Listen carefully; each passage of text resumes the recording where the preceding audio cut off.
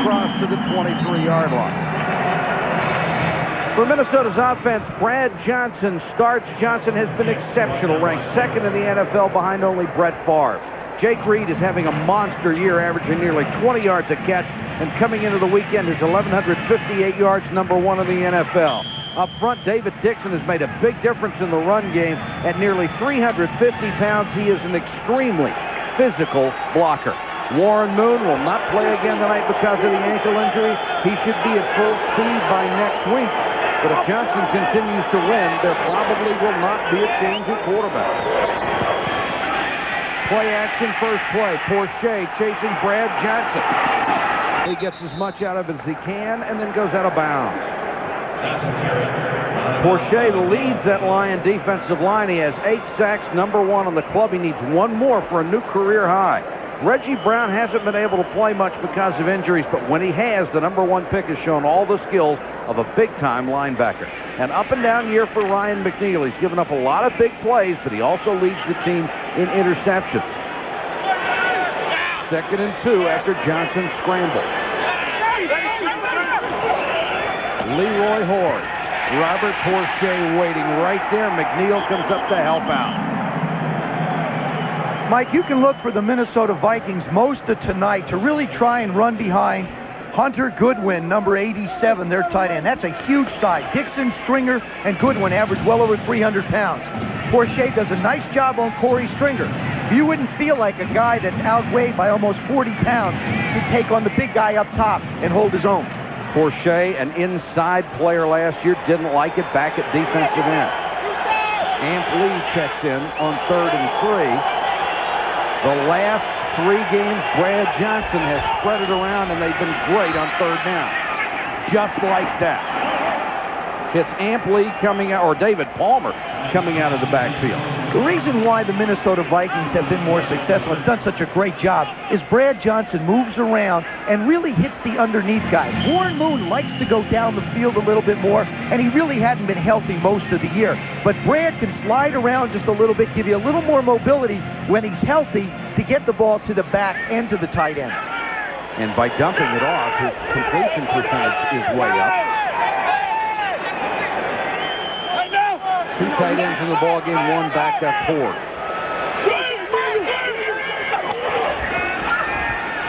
Johnson wants the screen to Leroy Horde. Good, tough run by Leroy Horde, beautifully following his blockers to the Lions' 46. Mike, Leroy Horde has become such a valuable part of this offense because he's doing the things that he feels like he does well. Running inside and just running screens. He doesn't feel like he's down the field 20 yards. Brad Johnson does a good job of letting the defense come to him, and then he breaks out into the open. We may see a lot more of these against the Lions tonight because, in truth, the Lions linebackers don't run that well.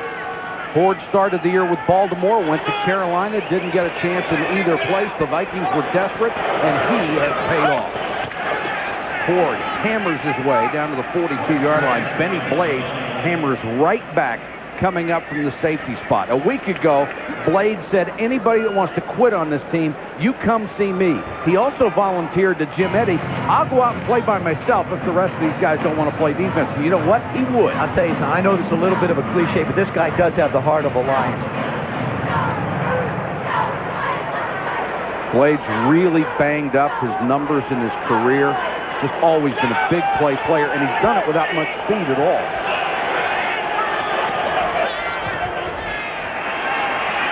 Johnson has to scramble. Dropped right in the hands of Greg DeLong. The tight end has only caught 11 passes all year long. Corey Raymond was there, but a catchable ball. What Corey does is Corey has an opportunity to get to the ball before the tight end can put it away. DeLong can't get it into his hands. Watch this. It's in his hands. See that? And Raymond just sticks his hand in before he can get it in around his body. That's just good, quick hands.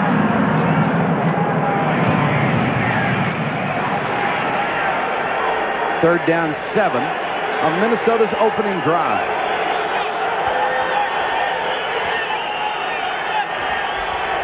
Four-man rush. Johnson throws to Amp Lee. First down and a lot more. Lee to the 24-yard line. Mike, that's just a case of Amp Lee coming out, putting a move on Reggie Brown, number 59, and going inside. Brian Bellick, the offensive coordinator, likes the matchups he has in this game. That is his backs right here on the linebacker right there. He's just going to go out and run an angle. Once this linebacker gets outside, he can't cover for him. There's the move. Up inside quick. Middle of the field's cleared out. Now Amp can just run where he wants. The Lions rank 22nd in the NFL in defense. They have had a tough time stopping people. Ford on the delay. Can't get outside. He'll lose a yard. Nice defense by Keith Washington out of UNLV, who comes up to make the stop. I'd be surprised if you saw any more delays or any deep handoffs from the Minnesota Vikings tonight. When you've got a big offensive line like they have on the right side, get the ball to Leroy no deeper than 5 yards and let your backs get isolated on linebackers. A play that deep doesn't really give the defense a chance to get out of the way. I mean, they're not fast enough to run away. Much like Minnesota's defense. Johnson straight back, dumps it off. What a catch by Evans on his hip near the 20-yard line. He's covered by Greg Jeffries. Evans with excellent concentration on that one. I talked about matchups. We've seen Brad Johnson try and throw one to the tight end, three to the backs. Looks to me like Minnesota wants to work their backs against the Detroit Lion linebackers, and if this is the trend, they have the advantage right now. And three different backs as well. 3rd and 6, Amp Lee, number 32, in there now.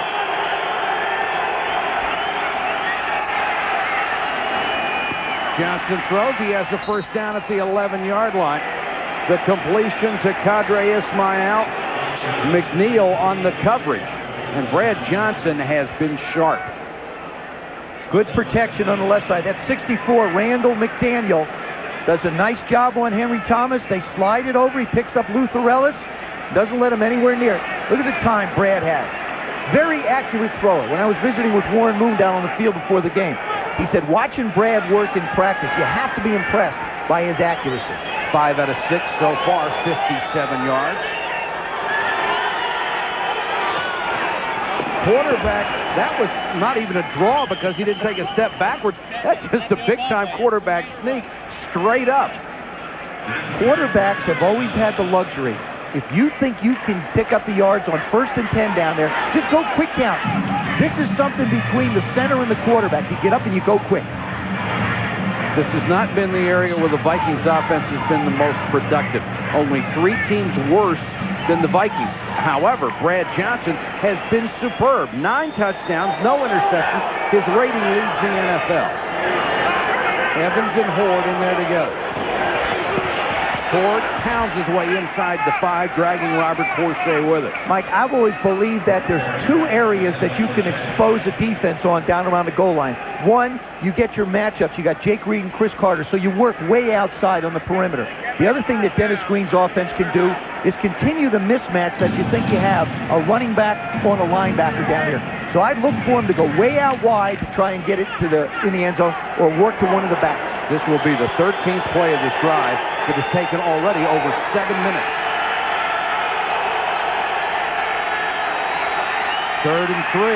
Can't find anybody. Porcher gets the sack at the 14. He now has a career-high 9 sacks this year. Boy, that's a good job by the corners. Such a great job by the Lion corners. They came up big here. There's Ryan McNeil. Carter, nowhere to go here. Brad's got to go back to the left. Up top, Corey Raymond on Jake Reed. Jake's not working. See, Jake thinks the ball's not coming to me, so he's not working that hard. Scott Sisson comes on to try the field goal of 31 yards. And he knocks it through.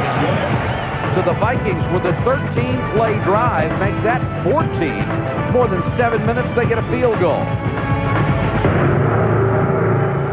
Seconds to go first quarter. That is Mitch Berger who has it set up to kick from the 30-yard line. Aubrey Matthews and Glenn Milburn, one of the most dangerous return men in the NFL, deep to receive. That's Milburn, who is number 3 in the league, averaging 26.3 a return. Crushed. 7 yards deep. Milburn will bring it out anyway.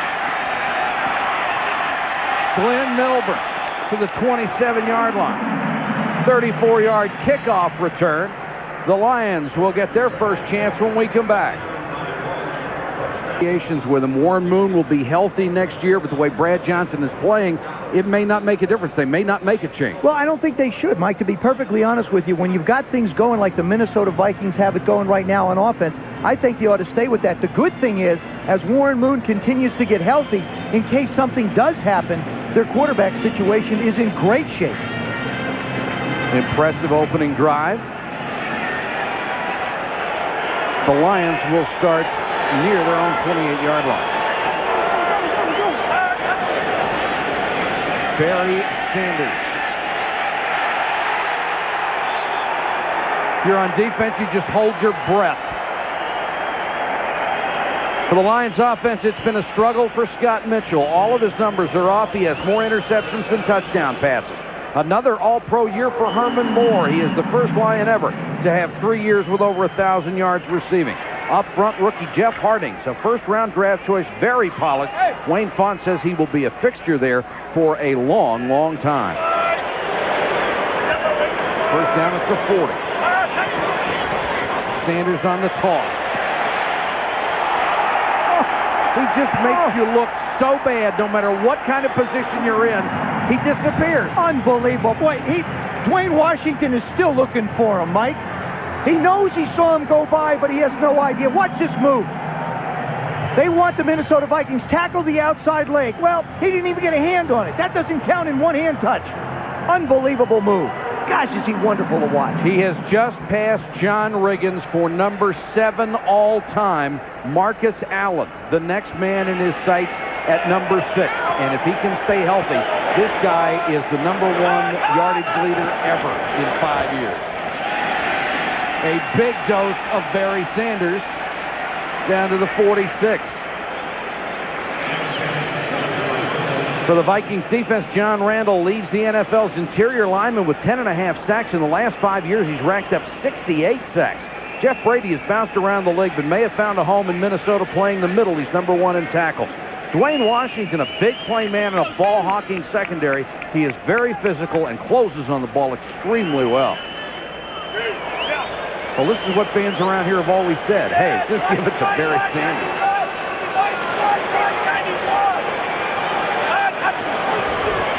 Mitchell to throw for the first time. Herman Moore breaks the tackle. Herman Moore to the 25. We said you'd see some offense. Well, you got it, too. Now, Scott Mitchell needed that, Mike, very badly. He's a quarterback whose confidence is a little bit shaken, but what Tom Moore, the offensive coordinator, wants to do is give him an easy pass to complete. Now you let Herman Moore, as big as he is, he's very powerful, not very easy to bring down. You think he's a big, lanky, long target. He gets power to get away from you. Moore just ran through the arm tackle of Corey Fuller. The Lions tearing off yardage in major chunks. Sanders dancing in the hole and hit maybe for the loss of a yard. Harlan Barnett makes the tackle. Minnesota comes into the game missing their 2 outside starting linebackers, Darryl Talley and Dixon Edwards. One with a knee, the other with a hamstring. There's Dixon Edwards, the Dallas free agent. And Darryl Talley, the 14-year veteran who has been troubled by a bad knee this year. Big thing that this Minnesota Viking defense wants to do is not allow Barry Sanders to try and get outside. So far, he's done it a couple times for big games.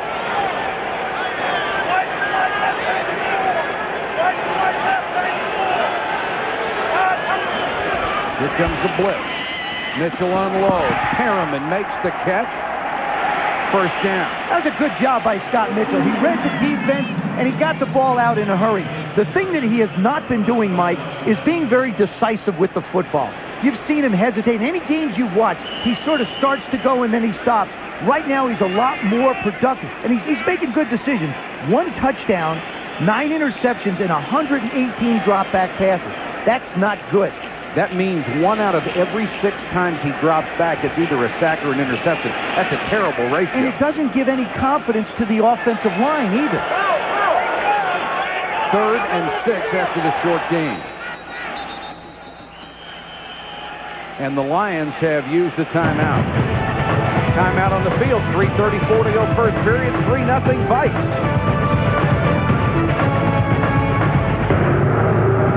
He starts the week. He comes out and he says, guys, I'm going to give you a good look.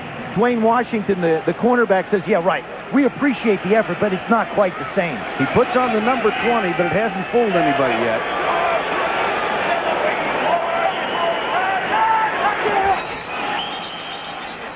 Whistle stopped the play. Jerry Markbright, our referee tonight. That's Pete Metzelaars, number 89. Start, number 89, offense. 5-yard penalty, 3rd down. Markbright, an outstanding official. And there's Metzelaars, the veteran, played most of his career with Buffalo. And Mike, believe me, Pete Metzelaars is in a position he never thought he'd be in, as playing a lot for the Detroit Lions. He thought he'd come in here, play a little golf, relax a little bit, be a good backup. He's been pressed into hard duty. David Sloan was the guy they thought they were going to go with, but he was injured early in the year. They were counting on him. 3rd and 11 now for Detroit. Mitchell having trouble finding anybody and sacked back at the 32.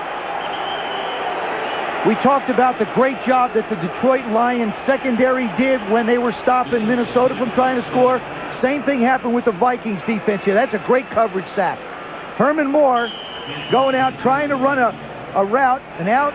No, he doesn't have the time. Scott Mitchell doesn't see him, doesn't have the time to get the ball off. Fernando Smith gets the sack, and now you've made Jason Hanson kick a much longer field goal. This is from 48, and if it doesn't go through, you can blame it on Scott Mitchell for taking the sack. And Hanson is wide right from 48 yards. Timeout, first quarter, 3-0 Vikings. Again, a moment of silence for Pete Rozelle, the former commissioner who passed away at his California home. A pioneer and a visionary, and much of the success of pro football can be traced to the efforts and the vision of Pete Rozelle. Michael, we probably wouldn't be sitting here today having the opportunity to broadcast these games if it hadn't been for a man with such great vision. Minnesota, with a 3-0 lead, takes over just outside its own 42-yard line.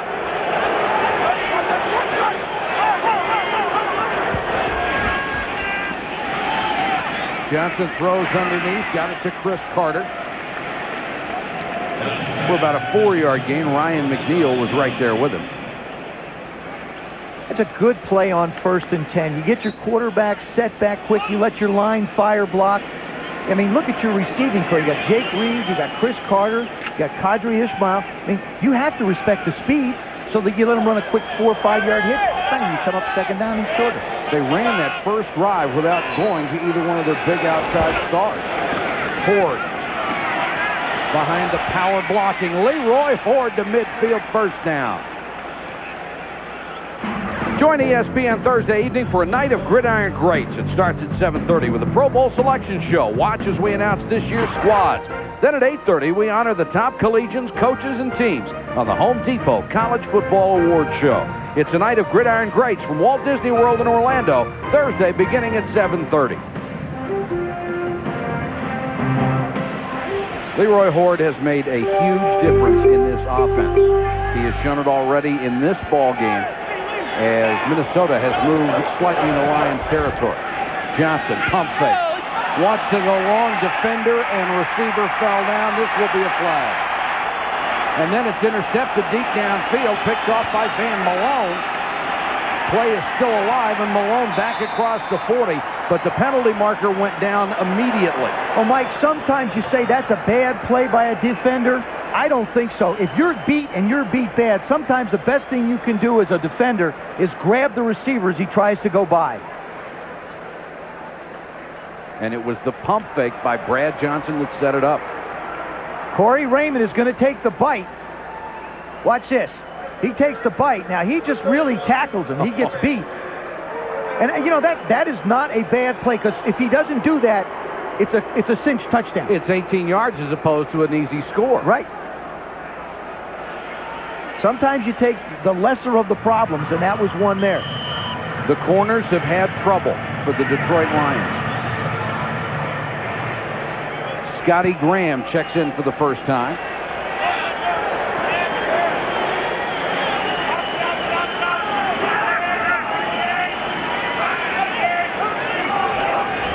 Graham will get the carry. Nice hole off the left side.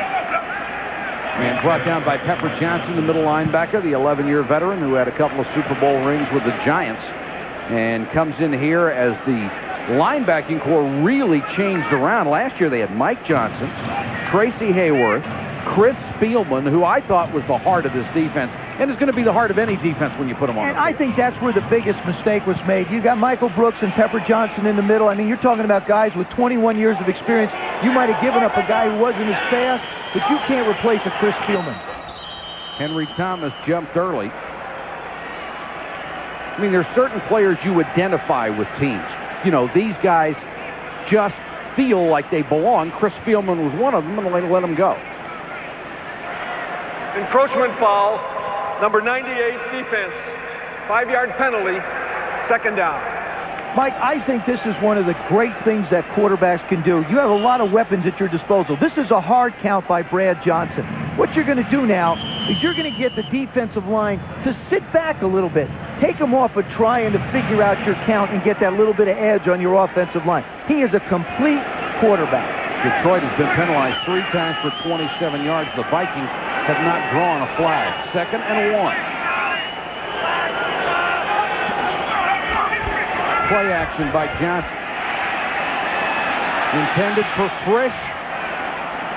Nice defense by Benny Blades. Boy, I've liked the play calling for the Vikings so far. Well, Brian Bellick is doing a lot of different things. He's making you defend the wide receivers. He's making you defend screens. He's matching up running backs on linebackers. This time he runs his tight end out after a play-action fake. Jim Eddy, the defensive coordinator of the Detroit Lions now, has got a lot of things to worry about. Brian has sort of played his hand a little bit early in this game, and he said, hey, Jim, you're going to have to defend the entire field from sideline to sideline, deep and short. Thought Jim Eddy did a sensational job when he was in Houston. He doesn't have nearly as many weapons now in his first year in Detroit. Johnson to throw on 3rd and short. Got it to David Palmer. Wrapped up by Blades at the 20. That's a first down. Brad Johnson looks so comfortable back there. He is. And even talking to him. Remember when he came in yesterday? We talked to him before the Oakland game. He seemed a little nervous, yes, a little apprehensive. He looked really confident yesterday. And he looks confident here in the first quarter. The first period is over. 3-0 Vikings. Back up and tried to take a picture. You want breakaway? This is heartbreak. You don't. Boomer for coach. Hey, it might happen. You never know.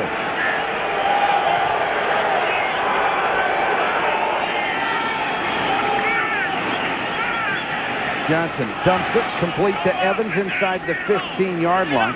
Pepper Johnson and Antonio London were there for Detroit. Again, this time he works Charlie Evans on Antonio London. It's backs against backers. Johnson has been nearly perfect.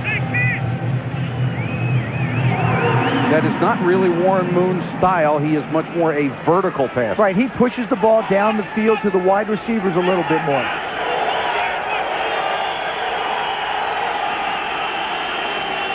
And Lee gets a rare carry. Lost the ball, but he was down.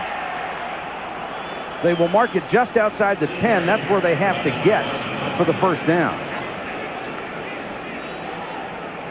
What he's doing is he's trying to reach at the end and gain the extra yards. As you see him break through the line. Good hole, good tackle. He reaches out now. Remember, the ground cannot cause a fumble, and that's basically what happened when he reached out. 3rd and less than a yard.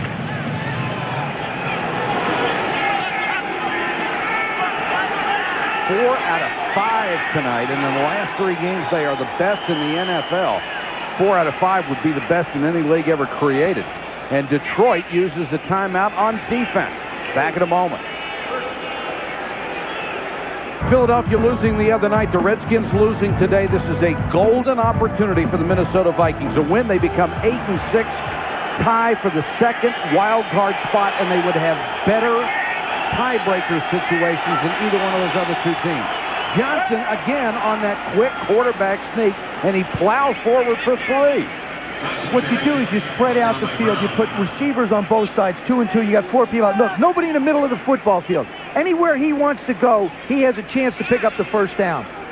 Again, that is not a called play. That is something that is decided between the quarterback and the center. He either gives him a little pinch or a little nudge, and he says, go. Wayne can't believe it. Scotty Graham comes in on 1st and goal from the 7.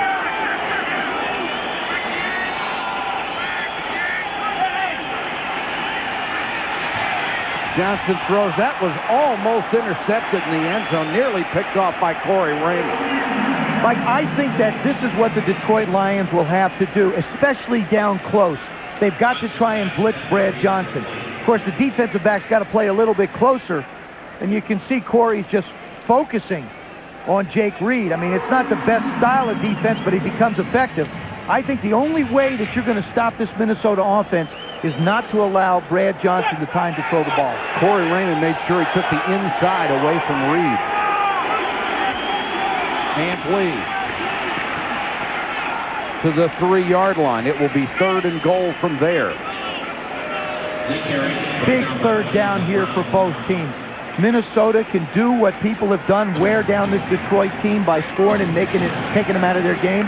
If Detroit can come up on defense and it's only a 6-point lead, gives them a little confidence that their offense can move the ball. Well, the Lions defense has been on the field nearly the entire first half so far. The opening drive was over 7 minutes. 23 plays to 7.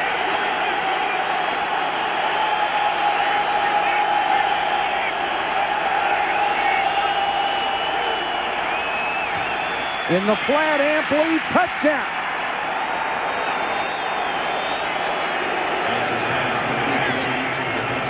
Again, it's a back on a backer, Mike. I mean, I can just keep repeating it.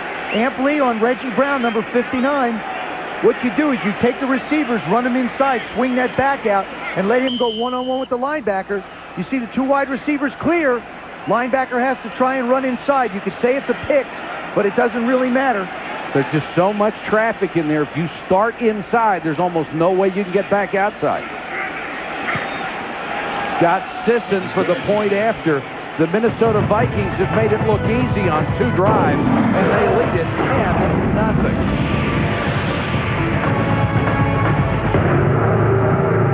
10-0. Quarter here in the Pontiac Silverdome, and they have totally dominated play so far. They have simply held on to it and kept it away from the Lions defense. 24 plays to 7.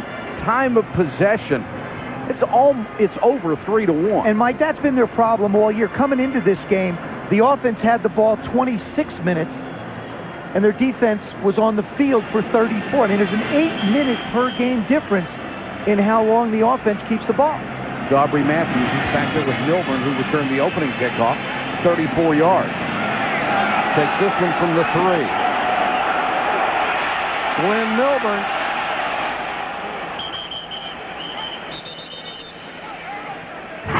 The NFL's best pregame show, NFL Countdown, every Sunday at 11:30 a.m. as Chris Berman and the gang preview all the action. Then at 7 p.m. prime time, where you'll see all the highlights of all the day's games. And at 8 p.m., we'll be in Jacksonville as Mark Brunell and the Jaguars take on the Seattle Seahawks. And the Jaguars got themselves right in the middle of the playoff picture today, beating Houston to go 7-7. How about just for a couple of expansion teams?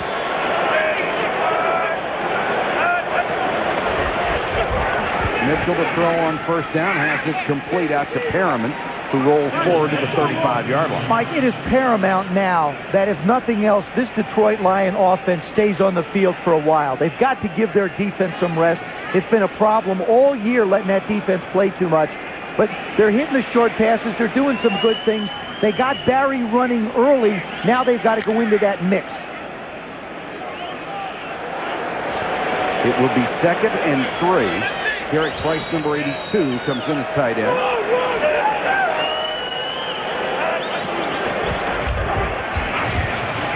Mitchell. Herman Moore. Fuller tried to strip the ball, but Moore gets down near the 43-yard line. Well, there was a case where Scott Mitchell did a good job staying in the pocket. It was a quick 3-step drop. He pumped a little bit. Moore starts up and stops. Little quick hitch. Stop. Now start to go. But he does a good job. Herman Moore just doesn't keep on running. He gets in a spot where Scott Mitchell can make a throw to him. Herman Moore in his 6th year out of Virginia, the first player in Lions history over 1,000 yards 3 different times. Sanders on the toss. Cuts it back, now goes outside. He just takes your breath away. Oh, he does. You know, you talked about the people in the stands holding their breath, and of course the defense, we do it too. But he's got such sensational feet. Here goes Barry's feet. Starts out, not in a hurry. The little feet aren't in a hurry. It's la-di-da-di-da. Then it stops. Now it starts up. He goes, hold it. Let's go this way. Look at those feet. Look at those thighs. Look at this stuff. I mean, it doesn't look like he's running, and nobody can catch him. Just what a great piece of camera work, too. Way to go, troops. Spot the ball inside the 40. The injured player is Orlando Thomas, who last year led the NFL in interceptions with 9, has 4 this year.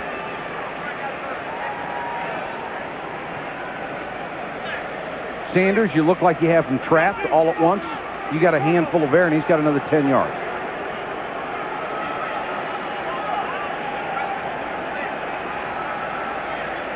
Barry Sanders has more losing yardage runs than anybody, but he also has more over 10, more over 20, more over 30, and? Well, he doesn't have more over 40. But he's tied for second. It's just remarkable, the stuff he does. Absolutely remarkable. Maybe the best thing about him, he has no ego whatsoever. He's just a total team player. But you know, Mike, I remember watching him on Thanksgiving Day a little bit. I think he's playing with more emotion this year on the sidelines than I've ever seen him before. I mean, he feels the anguish and the struggle of this football team. And even though he tries to take the responsibility on his shoulders, he knows he can't do it alone. Orlando Thomas looks like he probably rolled his ankle trying to keep up with Barry's. See the left one go over? That's just trying to stop like Barry Sanders stops.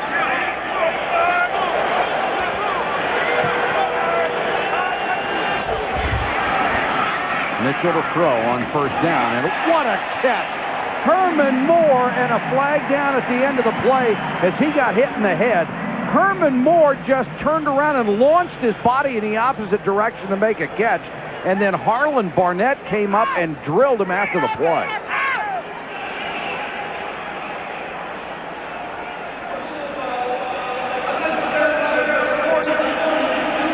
Herman Moore is going to make an inside break after he gets off of Fuller. He starts inside. Watch him come back with the ball. Look at this great individual play. Now he's on the ground. He's unprotected, and then he gets smashed.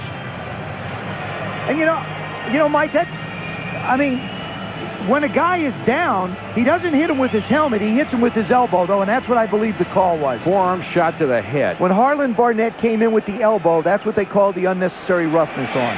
And that's a good call. There's no reason for that. And Harlan Barnett, if you could read lips, you could see saying that's a bad call. Yeah, but, you know, I don't think he intentionally went in there trying to hurt him. He just got his elbow in. Well, he has every right to hit him. He has every right to hit him hard. I don't think you have a right to go down and put a forearm to a guy's helmet when he's laying on the ground. Back in a moment. Moore trying to clear the cobwebs, and as we go back to this last play, Joe, I agree with you. I don't know that there is a penalty infraction on this play. But you see, watch Herman Moore now. Instead of trying to defend himself, he's sort of sitting up in the air waiting for somebody to come in.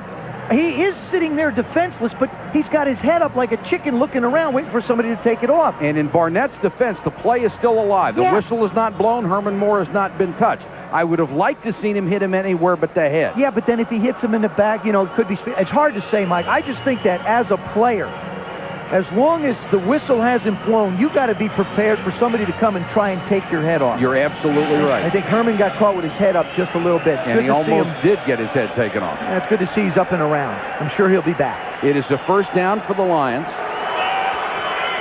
Aubrey Matthews, number 83, checks in Herman Moore's spot. Sanders. Let's check in with Mark Malone. Mark? Mike, I'm standing down here on the sideline watching the coaching staff of the Detroit Lions lobbying to get Harlan Barnett thrown out of this football game. Tom Moore, the offensive coordinator, was just incensed that Barnett was not thrown out. They just took more to the locker room. He looks like he's okay. He's complaining of some soreness down the one side of his neck. It might just be a pinched nerve. I'm sure it's precautionary at this point. Mike? All right, Mark. Thank you. 2nd and 11. Johnny Morton is in the slot, number 87. Here comes the blitz. Mitchell unloads. Perriman can't get there. Nice defense by Dwayne Washington. That ball's got to be thrown up higher. I mean, what happens is the ball comes in a little bit low. You got a small receiver anyway. You want to try and dump it over the top. Washington inside position does a nice job of running with Perriman. See how the ball is flat? He just gets his left hand up. If that ball is thrown up and over the outside a little bit, Perriman's got a better chance of making the ball, and all of a sudden he gets in between the defender and the ball. 3rd and 11.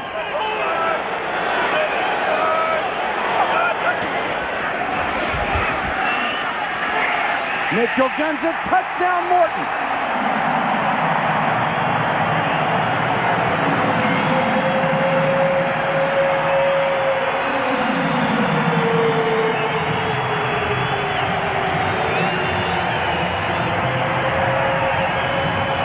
Good job of blocking by Zephyrus Moss on John Randall. Just give Scott Mitchell the time.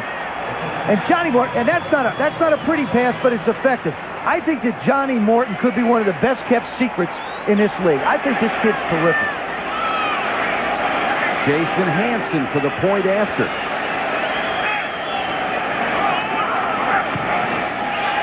Boy, the Lions needed that, Mike. They really needed to come back. They needed to give their defense some rest. And they have cut the lead to 3. Scott Mitchell with his 16th touchdown pass of the season. Christie does a great job with Ellis. And then watch the hands inside. Again, against Ellis. Does a pretty good job of holding him on the line of scrimmage. And this is why, because earlier he almost gets bull rushed here as he gets the hands outside as a guard. And that's almost a problem. McDaniel, a great guard in this league, Mike. And Mark, he needs that technique at 278 pounds. He's almost a throwback to the old days. Palmer will take it 3 yards deep in the end zone and keep it there. Let's go back to Mark. Mike, here are the numbers so far on Randall McDaniel. He's got that strange stance, but look at this. No quarterback hits allowed, no opponent tackles. He's not gotten any help for a double team out of 22 total plays. Again, he does such a great job of setting strong on the line of scrimmage, and it allows them to use other offensive linemen to try to double up on some of the pass rushers like Porsche. Here is a remarkable statistic for you. They said last year, not just last game or last week, Randall McDaniel did not miss an assignment. Last year. Towards the deep man, he'll get the carry. Leroy Hort up to the 23-yard line. If you take a look at Randall McDaniel's stance, he'll drop his left foot all the way back into what really looks like the most uncomfortable position in the world. And what he's done is this was a result of a knee injury, and he wanted to get out play. See how this foot is back? See how everybody else is square, and his feet are back at an angle like that? I mean, but yet it allows him to give such great pop with that right hand. Look at it. See how it goes back?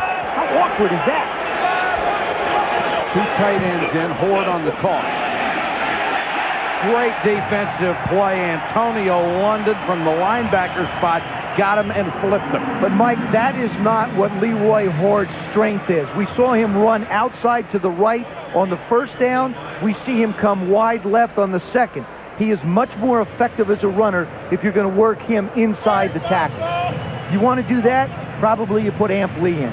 And it's a little surprising to see it with the big weight advantage they have on that offensive line against Detroit's defense. And there is Amp Lee on 3rd and 6.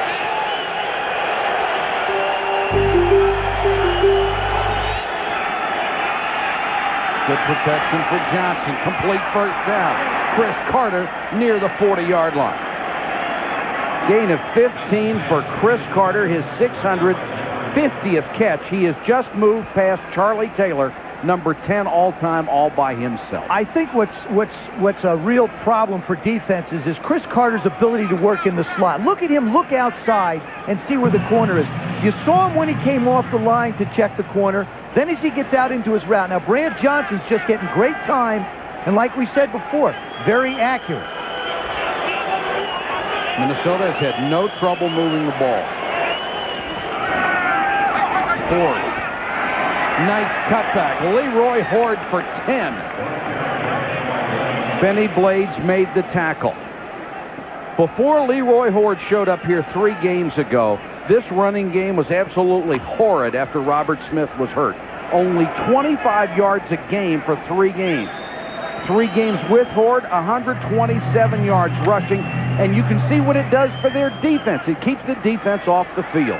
Run defense and run offense are linked with one another no matter how you cut it. 2 tight ends on second and a foot. Horde, first down, into Detroit territory to the 48-yard line. Horde is just happy to be anywhere. Right now, so is Dennis Green. I'll tell you what with else. all the rumors about Lou Holtz and his future circulating. Isn't it funny, though, in the last 3 weeks, how little you've heard when it that's starts quieted to down win again? a lot. I think the thing Brian Bellick, the offensive coordinator of the Vikings, has to be thinking now, he's crossed the 50-yard line, and offensive coaches have little areas in their mind. I'm converting third downs. Brad's doing a good job, so I might be able to take a little play-action shot and go up top with one of my big people here. They tried the 1 deep ball. It resulted in an interference call. Johnson throws. That one nearly picked off, intended for Jake Reed down at the 30. Good job by Ryan McNeil, the corner over there. Gets up. He's a tall corner. I mean, you know, it works when you got Jake Reed at 6'3" and Chris Carter at 6'3", but now all of a sudden Ryan McNeil at 6'2", he can go in there and get up with them. So you're not worried about big body on big body. Had a good shot at the INT that time. 10 out of 14 so far for Johnson, 87 yards. He faces a 2nd and 10 from the 49.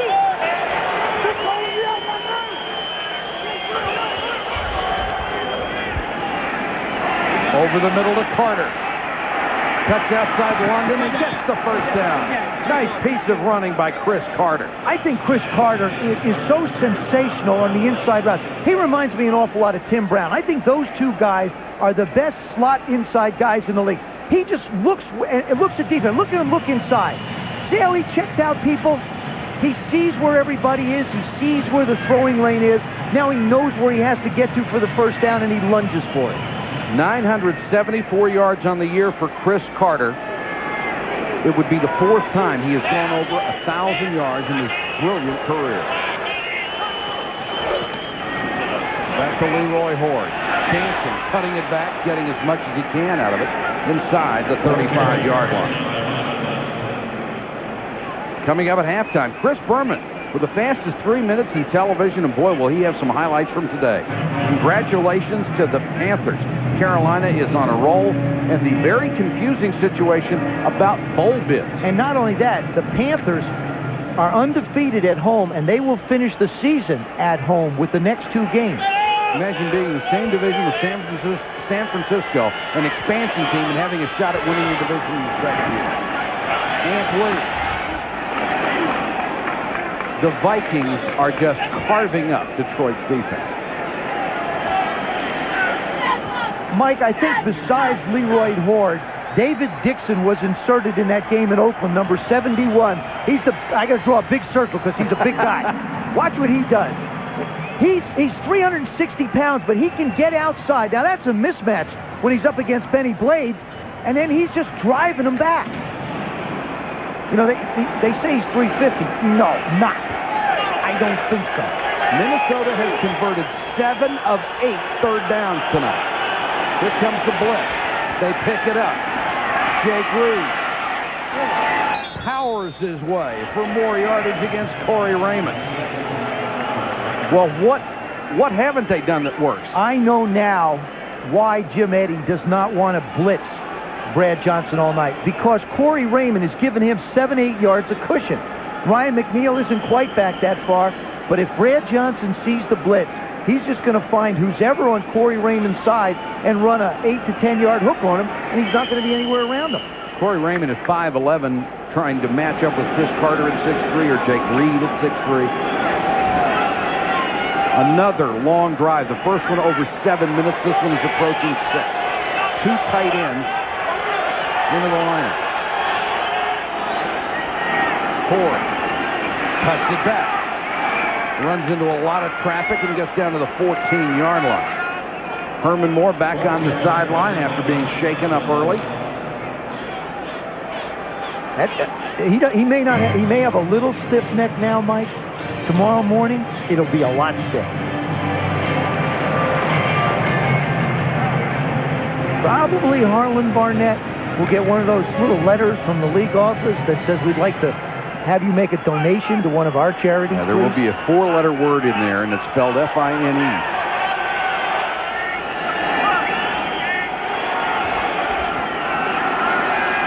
Johnson with time over the middle, complete, touchdown! Jake Reed. He beat Van Malone, and another strike from Brad Johnson. It's tough to match up against these wide receivers on the line of scrimmage to try and bump them because they're so big. Wayne Font's defense has got to lay back a little bit, and Brad Johnson's just eating them alive. Jake Reed, who came into the weekend leading the NFL in receiving yards, just got his 7th touchdown. And Brad Johnson has thrown to 7 different receivers, 13 out of 17, 124 yards, and 2 scores. Minnesota has been unstoppable tonight by Detroit. All he does, Mike, is sit down on the inside. We talked about the slot receivers. Chris Carter having a good... There he is. He's just going to run down and sit right in this area. As the zone bails out, there's this big hole that Brad Johnson has a chance to throw into. Just sit right there, right in the hole. Now you fight for the next 3 yards, touchdown.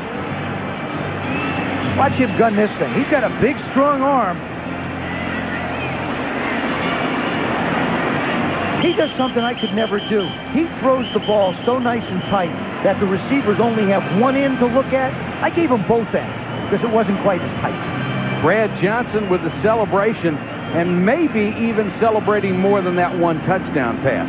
They have started renegotiating his contract because he'd be a free agent. They want to get done before the end of the year. And if you want to talk domination, 20 minutes to 7:29 so far. They have had 3 long drives, and it's just been a wonderful performance by the Minnesota Vikings, who 3 weeks ago were left for dead. Berger to kick to Milburn and Matthews. Milburn 7 yards deep, and he decides not to take it out. Prime Monday, tomorrow night at 7:30 p.m. Mike Tirico, Joe Theismann, and Sterling Sharp preview the Monday night game between the Kansas City Chiefs and the Oakland Raiders. We'll have live reports from the Oakland Coliseum. Chris Mortensen with the latest NFL news, and backstage with Dan Saliamua. Tomorrow night on Prime Monday. Herman Moore back in the lineup. That's Brian Bellick talking to the offensive line. Brad Johnson walks away, he says, Coach, I know what you want. I'm already doing it.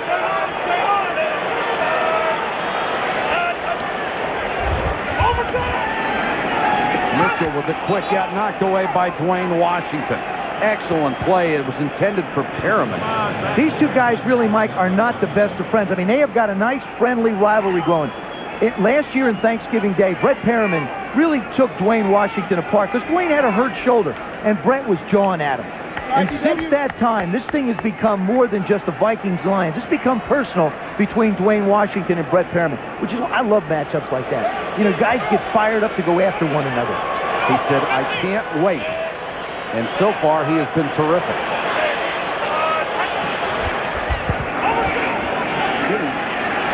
Mitchell with time. This one to Herman Moore, and he is laced again, this time by Corey Fuller.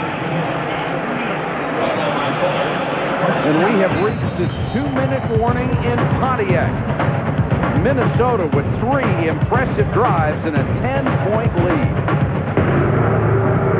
Envision that has not been made here is Wayne Fonts losing his job, and there are a lot of signs in this ballpark tonight that say the fans agree with that philosophy. And I think that statement alone put a lot of undue pressure on Wayne Fonts. He's had his ball club in the playoffs the last 3 years in a row.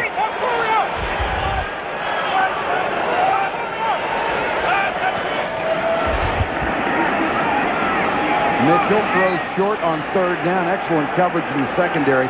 Morton was the closest man to it. Joe, one thing that happens is when you get in the playoffs 3 years in a row, you have raised the expectation level of a franchise that struggled for a long time, and you become a victim of your own success. I think you do, but then when the owner puts that kind of onus on you right in the beginning, you know, it takes a while. Hey, Mike, there are people that haven't gotten to the playoffs at all, and then they're making changes. I mean, he's 22-6 in '89 in the latter part of the season. And that's the way he has saved his job on the Wayne Watts before. 3rd and 10 for Mitchell. Throws short, complete to Perriman, and he runs for the first down. Nice job by Brett Perriman. He catches the pass short of the sticks, makes a move, and keeps the chains going. It's a good move by the Detroit Lions. They're going to go no huddle so that the Vikings can't substitute. Mitchell with a quick out to Perriman. Perriman turns inside instead of going out of bounds.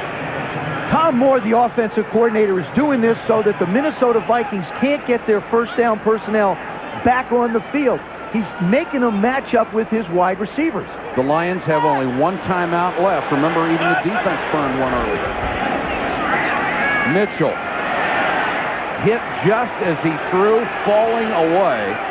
Dwayne Clemens, number 92, was coming after him. You know, I didn't think, even though it's a 2-minute drill, Mike, I didn't necessarily think they had to come to the line right away. I liked when Tom Moore decided to do that. People boo Scott Mitchell because he throws the ball out of bounds. I mean, it's, you know, I mean, he only has one timeout left, so he's got to keep that in mind. Hey, when you're losing, they'll boo Santa Claus when he shows up in a couple of weeks. 3rd and 4.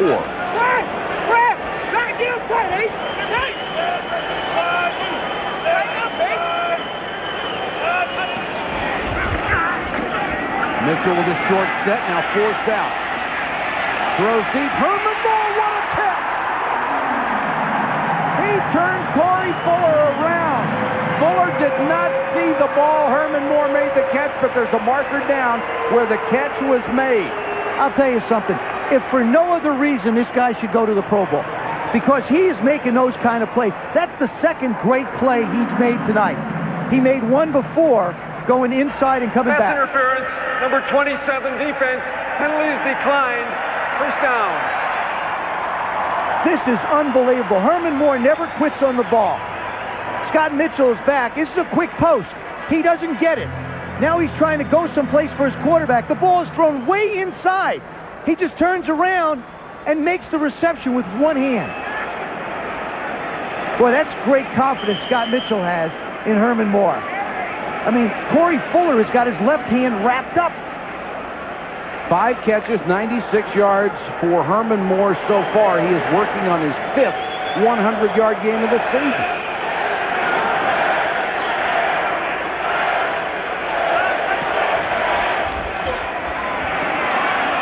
Mitchell in trouble, throws short. Perriman wrapped up at the 12. Clock running, 45 seconds left. Lions with one timeout.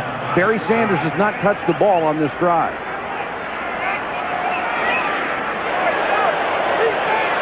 Lions using a lot of time right here. Mitchell under pressure, throws incomplete. Intended it for Derek Price, who was 7 yards deep in the end zone. And Brett Perriman, the wide receiver on the left, lost his shoe on the last play, threw it back around the 30-yard line, and really, look, now he's going back. He went that whole play with one shoe. Hard to run on AstroTurf when you only got one tire, Mike.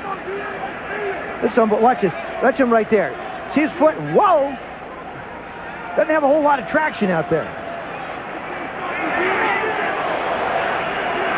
Now, the Lions still have one timeout left, and they're going to use it now. They just used it here. The clock had stopped on the incompletion, and they end up burning the timeout anyway. I don't think it's... they were either going to use it now or the next one. Yeah, but here's what happens. Suppose you throw a short pass. It's 3rd and 7. You get a pass that's only for 5 yards. You've got to get the field goal team on there. You can't down the ball. I think 27 seconds is plenty of time for you to be able to get your field goal unit ready. What they have to do now, as a coaching staff and as a special teams coach, Frank Novak's going to have them there. Everybody's right on the sidelines. The field goal unit is right there, right next to the coach. As soon as the ball is caught, if he doesn't make it, bang, they're right out. That's what Wayne's talking to Frank about right now. Now, the reason they called it, or at least the apparent reason, is that Perriman was down, couldn't get the shoe back on. That's Don Mikowski over there with Tom Moore, the backup quarterback. So they wanted Perriman in there, so they needed to call the timeout to get his shoe back on. But they have to make sure that they either get the first down so they can go up and kill it, or throw it into the end zone, or get out of bounds. I think you throw this one into the end zone.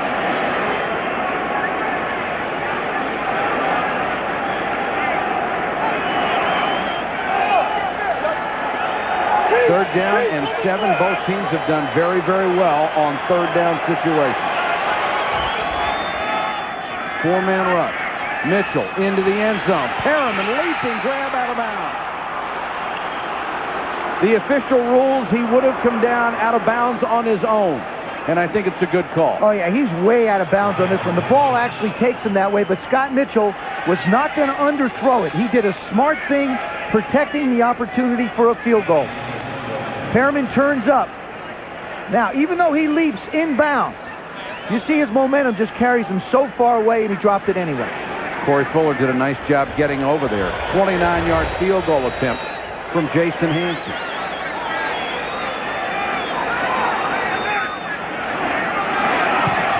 Little trouble with the snap, but they get it down, and Hansen knocks it through.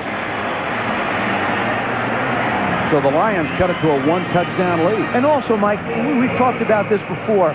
That was very important for the Detroit Lions on offense. They had to give their defense a little rest. Now the defense goes out. Looks like it's going to be the end of the half. They're going to get a few more minutes to rest at halftime so they can come back a little fresher.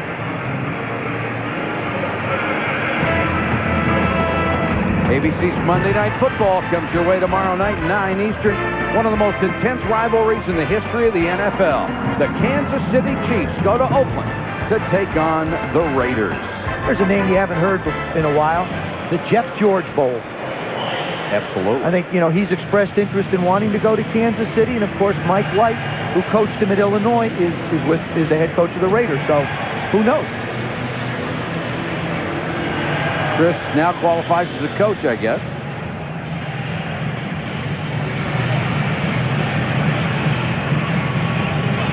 And Terry Bradshaw's in there, too.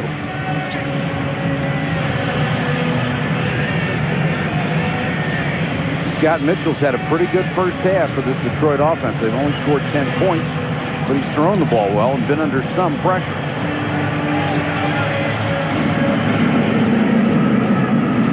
Hansen to kick to Palmer and Ismail. There's Condry, averaging 18-6 a return. Squib kick. Taken by one of the up men back to the 40-yard line. It's Scott Kowalkowski, a backup linebacker. Excuse me, Richard Brown. And here is Brad Johnson, who's been sensational so far, throwing mostly underneath, but he's really been on target. This is his 6th start of the year. He has already been named NFC Offensive Player of the Year twice in the first 5 starts. That's not bad. I'm sorry, did I say Player of the Year? Player of the Week twice. And the Vikings decide that they are going to take it into the locker room with a 17-10 halftime lead. That's the end of the first half. Minnesota 17, Detroit 10. Now let's join Chris Berman for the Acura halftime report. All right, Michael, thank you very much. Always intriguing in our favorite division, the NFC North division. The Vikings up by 7. We'll go back to the Silverdome in a short moment.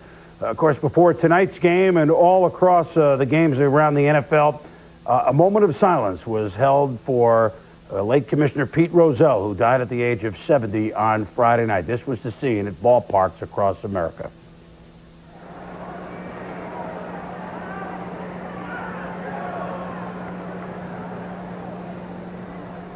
And really, he would want us to enjoy the games. Our condolences to his family, his wife, Carrie. Pete, we thought we should have our own moment of silence here at halftime before our fastest 3 minutes. He would like to go to the frozen tundra of Lambeau Field, where football was football, and the team with the best record in the NFC. The tackle on special teams.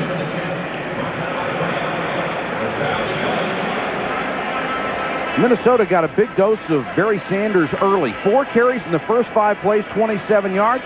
The last 19 plays, he's touched it twice. I think what happens sometimes, coordinators get sucked in by the other things that are going on. I think Tom Moore got away from Barry a little bit because Minnesota was moving the ball so well. Now I wouldn't be surprised to see him get Barry Sanders back into the flow of this offense.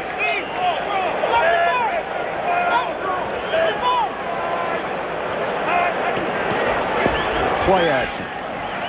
Mitchell throws intended for the tight end, Derek Price. Harlan Barnett, the closest man on the coverage. So they use Sanders as a decoy on that play to set up play action. It's just not going with the strength of your football team. I mean, Derek Price is not going to catch a lot of balls in this offense.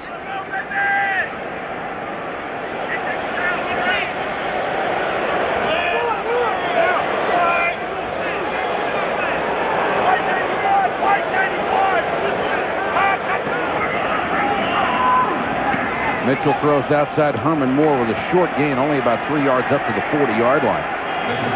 Of course, people are very aware of Barry Sanders. You put 8 men in the box. The conventional wisdom is, well, then you throw.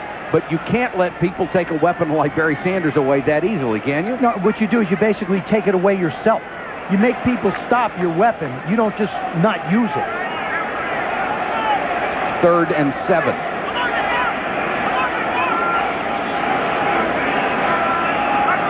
Vikings come with a blitz. Mitchell, nice scramble to get out of trouble, but then he can't make anything more out of it. The Vikings came, and John Randall chased down the play. The big book on Scott Mitchell is if you can get a push up the middle, you create problems for him and not allow him to step up. John Randall just comes hard up inside.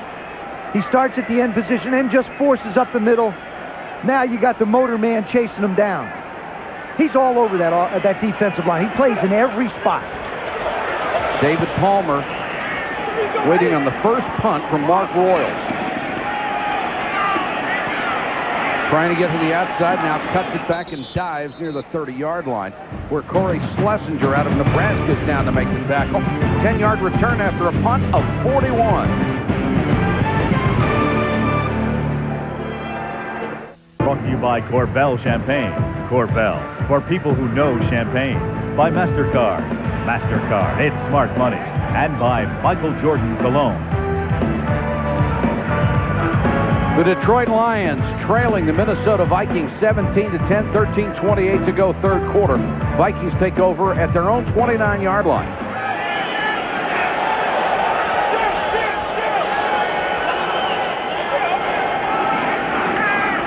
Johnson to throw on first down, a quick out to Reed. Good coverage by Ryan McNeil, held it to a very short gain. And McNeil is the man who's injured on the play. Well, he's holding his legs like he has cramps. I think one just hit him real hard, actually in both legs. Brad Johnson just continues to work the ball underneath. The Vikings on offense have not gone up top. There it is. That's a 15-yard line, and that's where you see him throwing the football. He tried one shot down deep, and that's it. Swinging it out of the backfield. Brad Johnson doing exactly what Brian Bellick wants him to do. Get rid of the football quick, get the matchups that we want, our running backs on their linebackers, throw the quick ones to set up a pump and go possibly with the wide receiver. It's a master plan, and Brian is playing it out. The last 8 drives, how's this for production? 7 touchdowns and a field goal. He says, I think I've gotten better every day because of the comfort of being in the position and the timing. Defensive coordinators are saying, would you stop getting better? This is fine right here. Plus, he also says that he wants all the work he can get in practice. It used to be when Warren Moon was the quarterback, he worked on Fridays. Now, Warren's not getting much work on Fridays. Brad wants as much as he can so that he can see more on the other side of the ball. McNeil is still down. Well, you wanted every snap during practice. Yeah, I insisted on it. And part of it was that you only have a limited amount of practice time during the week, and you need to look at as many things as you can and make sure your receivers see the same things that you are. Like, for example, on some of these routes out of the backfield, when he's throwing to Amp Lee, He wants to make sure that if that linebacker just starts outside a little bit, Amp can expect the ball coming out of the break. So you can sit in films and talk about it.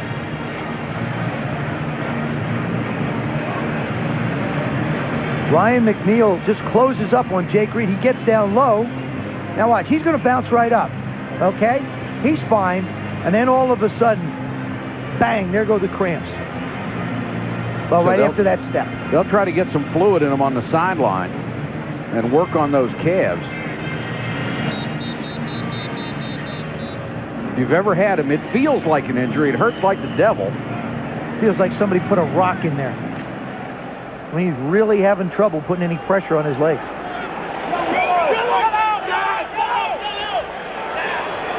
Greg Jeffries, number 25, has to come in and play the corner. Leroy Horde gets a couple out of it. The play selection so far, the Vikings 19 runs and 19 passes. The Lions, who have Barry Sanders, have thrown the ball 20 times, and they've run it 7. But keep in mind, of those 7 runs, 4 of the first 5 were Barry Sanders. So, I mean, they've hardly used them at all. Brian Billick doesn't mind. As long as Barry Sanders is not being utilized, makes his offense a little easier. And Brian Billick has used every weapon he's got. They've really spread the ball around. 3rd and 3. Johnson with excellent protection to Amp Lee. Got the first down, forced out of bounds by Greg Jeffries. Johnson seems to be one of those guys who can find not only the 3rd option, but the 4th or a 5th if there is one. Yeah, Mike, but if you have this much time, if you wanted 6th and 7th options, you could get it. Look at him go back in the pocket. I mean, you're talking about big people. Jeff Christie, the center, Dave Dixon doing a great job. And he can just step out, and there's nobody out there. Amp Lee just runs wild out into the flat.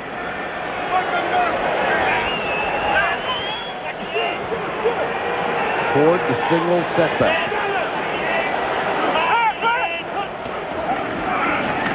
Leroy will get the carry. Dances outside. Nice move by Leroy Horde. This guy is no flash in the pan. He was the starting fullback for the AFC in the Pro Bowl in '94. Had a career year that season, rushed for 890 yards, caught 45 passes. He's a complete player. And also, Leroy told me yesterday, he said, you know, Joe, I can make a case for every player in the National Football League not to have to go to training camp because I've learned 3 offenses in 14 weeks in the National Football League, and he started in all of them. So, I mean, he's picked them up just like that. There's McNeil, and they're going to have to take him off on the cart. Lions show blitz. Johnson in trouble and does a smart thing and throws it away.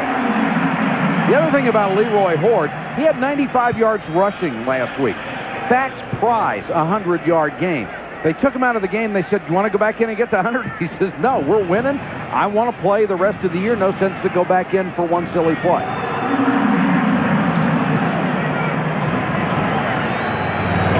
McNeil in obvious discomfort. They'll take him to the locker room on the cart.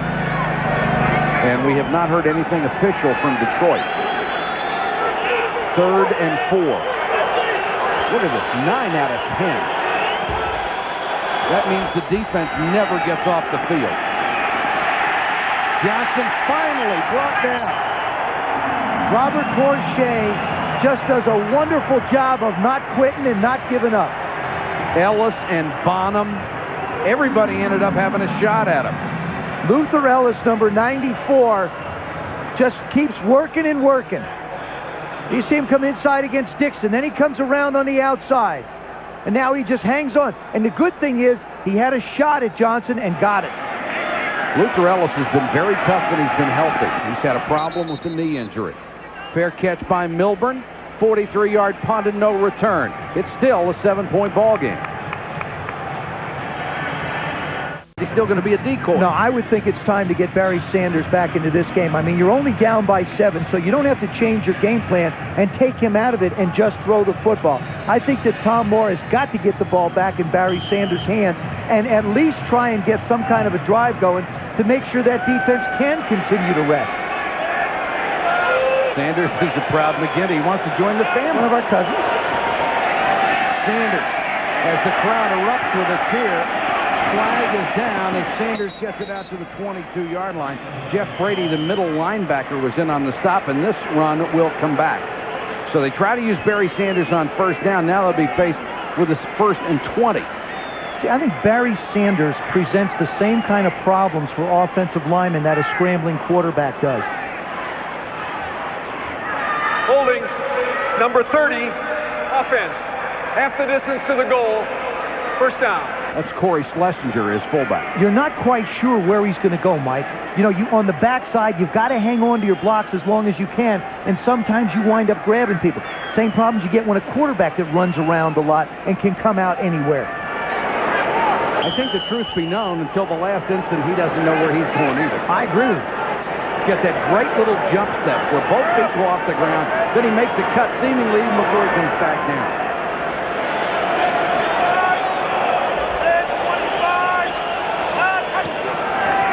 Sanders on 1st and 20. Big haul up the middle. Barry Sanders. That's why you give the ball to Barry Sanders. And that's why he leads the league in so many categories of runs over 10, 20, 30. That one was 38 yards. As the first Sanders carry for the Lions in their last 3 drives. Derek Price, number 82, seals the inside on number 95, Fernando Smith.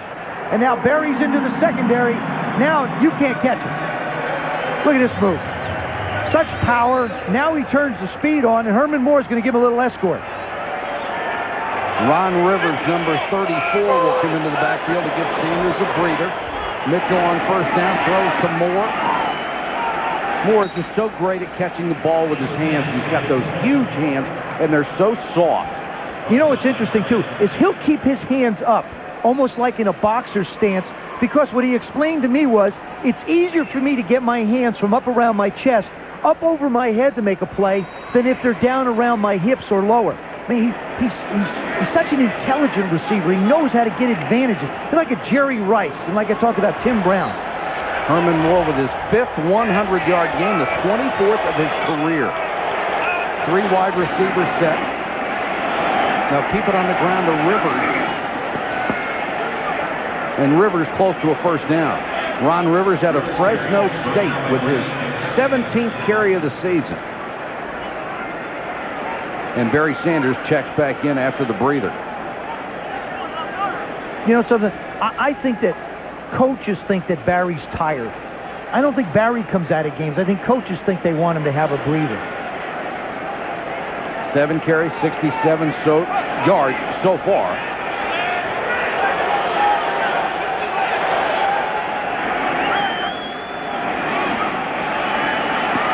Mitchell sidearms this one. Perryman gets slam dunked by Washington and comes up pushing him. Yeah, but I'll tell you something. Scott Mitchell had a shot at a touchdown. This is where a quarterback is not playing with confidence. He does try and just pick up the first down, but he's got Johnny Morton running down the sideline wide open. Watch Johnny Morton do this. He's going to wind up throwing the ball for the first down, but watch how he breaks out. Look at the guy going. Look at this right here. Stop that. Look at this thing right there. I mean, there's a guy who's just trying to keep a drive going. Can't fault him, but that's what a lack of confidence will do for you. 1st and 10. Sanders. Washington with a solid tackle. One of the funniest parts of our meeting last night with anybody is Dwayne Washington was in there, and you asked him, how do you tackle Barry Sanders? What do you do? And he just looked at us for about 10 seconds and said, I don't know. You can't tackle him. Well, that time they made him go back inside for only a 4-yard gain. Well, he said that's the only goal he has. Try not to let him get outside of it. And he did a good job that time. Sanders on the delay. Waiting for it this time. Middle linebacker Jeff Brady was the first man there. The guy who said, you put me in the middle, I can have an impact on a football team. And he has. Jeff Brady does a good job of flowing. You still have to remain aggressive on defense. Right over here, you'll see him come up, defeat the block to make the play. You still see how he's aggressive? He's still moving forward, does a good job to defeat the blocks. Derek Price tries to get a half a shoulder on him. Got nothing. 3rd down and 6. Mitchell under pressure. Fernando Smith got him.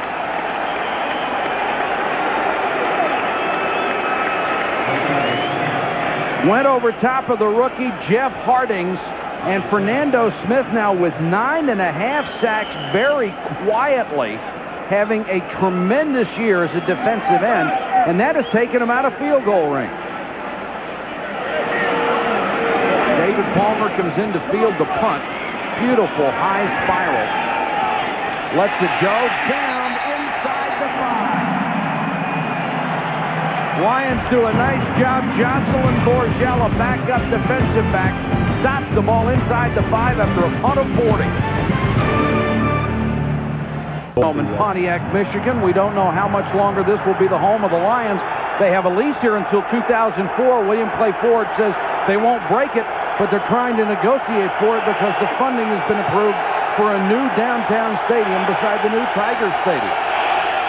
Johnson into the end zone to throw on first down. And incomplete for Carter. Good coverage by Jeffries.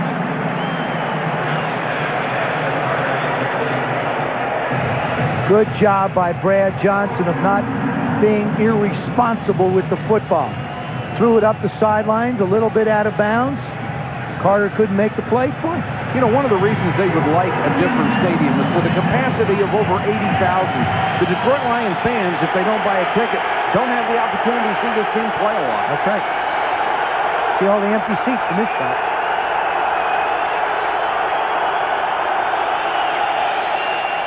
Johnson, short set, goes out to Carter. Nice job on the corner by Corey Raymond. That time, Corey Raymond did a good job of closing on Carter. He didn't let him put a move on him, just came up and got more aggressive, closed the distance on him.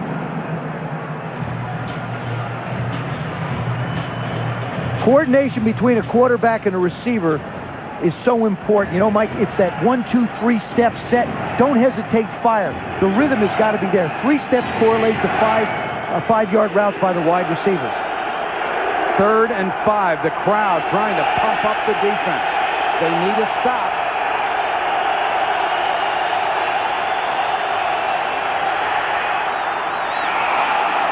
Caught at the 15 or no? Incomplete. And Chris Carter is fuming. Oh, Herman Moore and Chris Carter are putting on a show tonight and a clinic of great catches. This is unbelievable. Watch his left hand. Watch where this ball is and watch his left hand. Look at that. That's a catch. It is. That ball did not leak out over the top. Look at it. He says, look, I got it. Never touched the ground. What a sensation. Looks like Ozzie Smith. Lynn Milburn waits for the punt. That, folks, was a catch. Milburn from the 49. Gets a block. Still dancing around. That was a 2-yard return that took 40 seconds. Looked like Barry Sanders on a run. He did. And there's a marker down on the play. This could easily be a block in the back as many times as he changed direction, or a hold, or a clip. Illegal block in the back. Number 36 on the return. 10-yard penalty. First down.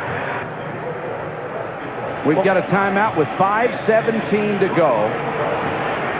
3rd quarter. Chris Carter with a remarkable catch. Overruled, and they have to give up the football. 17-10. We'll be back in a moment. Wide receiver. Over the last 3 seasons, Terrence Mathis and Bert Emanuel, 428 catches. 3rd best. The Lions' Herman Moore and Brett Perriman have snatched 518, second only to Minnesota's Chris Carter and Jake Reed, who have racked up a grand total of 538 receptions, the best in the league over the last 3 years. And you could do a lot worse than select those 4 guys to go to the Pro Bowl. Oh. What a show they're putting on. 1st and 10 from the 43. Play action. Mitchell and Morton at the sideline. Gain of 12, first down. Take a look at what those tremendous duos have done tonight. Carter and Reed, 7 catches between them and a touchdown. Moore and Perriman, 147 yards, 13 catches. Herman Moore with another 100-yard game.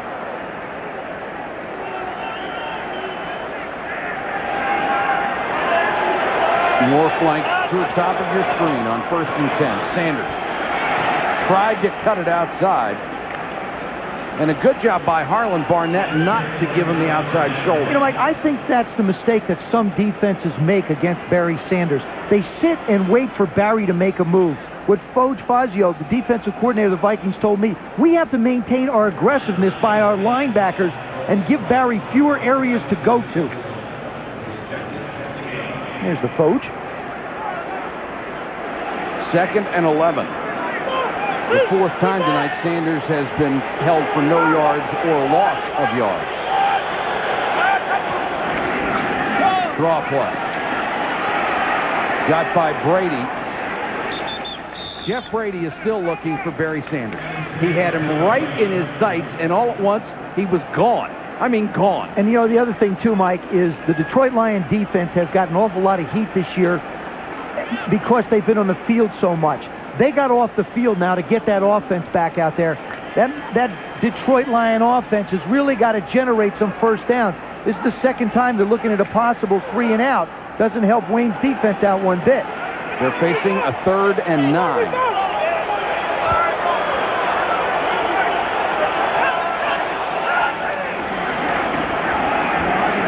Mitchell runs out of pressure.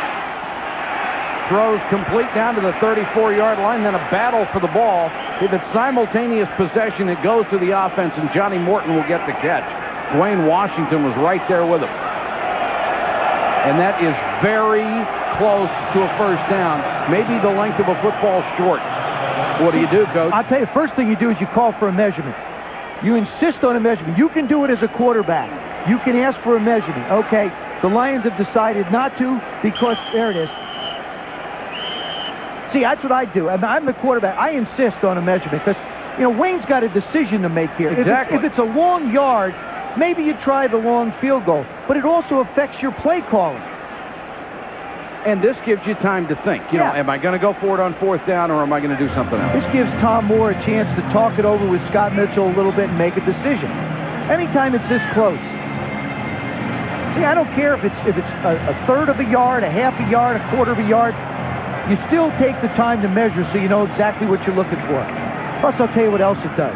It gives the running back, if he's carrying the ball, a visual spot to go after so that you know he can get that mark. Of course, the Lions only 2 out of 11 on 4th downs. That's dead last in the NFL. One of the reasons they don't use Barry Sanders as a short yardage runner, he is not a power back. But he's the only guy there right now, except for Mitchell, who can sneak it. Play action. Mitchell running for the first down. He's got it and gets out of bounds.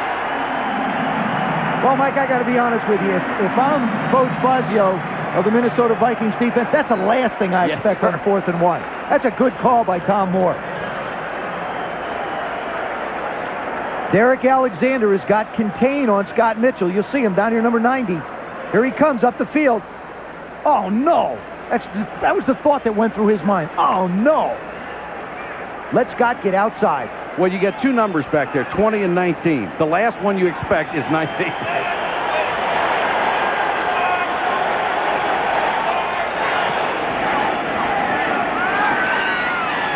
Mitchell just throws that one away, and that was not much of a play-action fake to Barry Sanders. Well, the thing, you know, quite often, I think with a runner like Barry Sanders, and in a lot of instances, the running back can really help the fakes out.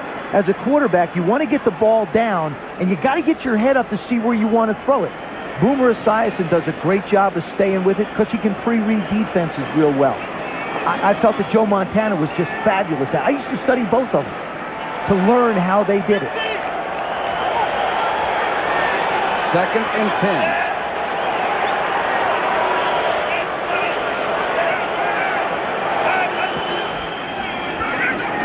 Sanders. Swarm. Loss of 2.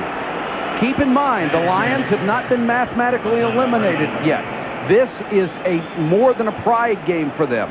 And the Vikings are right in the middle of it. They are. And you know, the thing is, you've got to get Barry Sanders caught up on all sides. Watch when the ball is snapped. You're going to see how the defense, as they move, See how they just hold their position so well? Right there, you stop. See how here's a guy outside, here's a guy inside, here's a guy coming this way, here's a guy coming that way. That means that we got Barry every way he wants to go. It will be 3rd and 12 with a minute and a half to go, third quarter. 4-man rush. And I'm not sure what that was. That was a quarterback who couldn't step up into the middle. Minnesota's defense did exactly what they wanted to. They don't allow Scott Mitchell the opportunity to step up into the pocket. Therefore, he has to short arm it and drop it down. He's a big guy. He works the middle of the pocket. See how he steps forward? You see how the pressure's coming in on him? He has no place to step. So they'll go for the long field goal try, 48 yards. Hansen missed earlier from 48.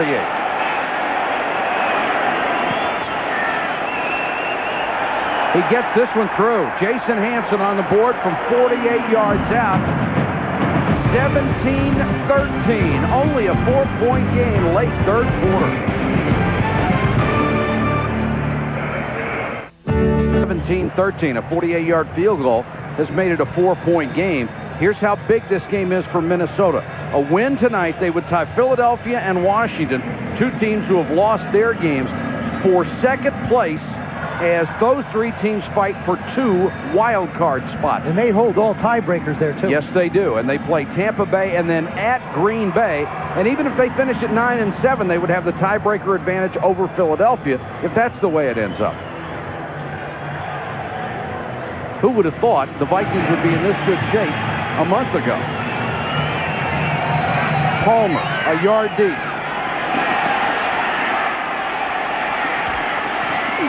Still on his feet, driven out of bounds outside the 25.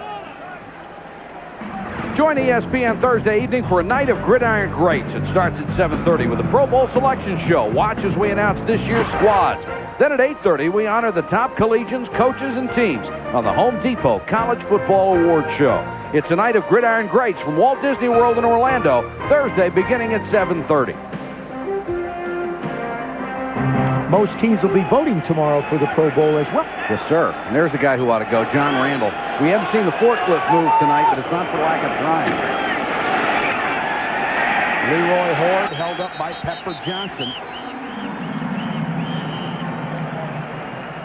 There's a case where, you know, when you talk to the coaches of the Detroit Lions, they'll tell you that Pepper's legs can't take him where his mind wants him to go anymore. But if he doesn't have to run very far and he can patrol that inside triangle, he's still real tough to run on.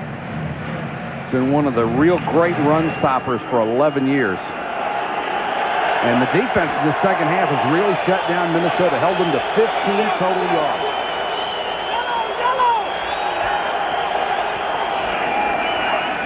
Johnson wants the screen, and Horde can't hold it, and probably just as well for him that he dropped the ball.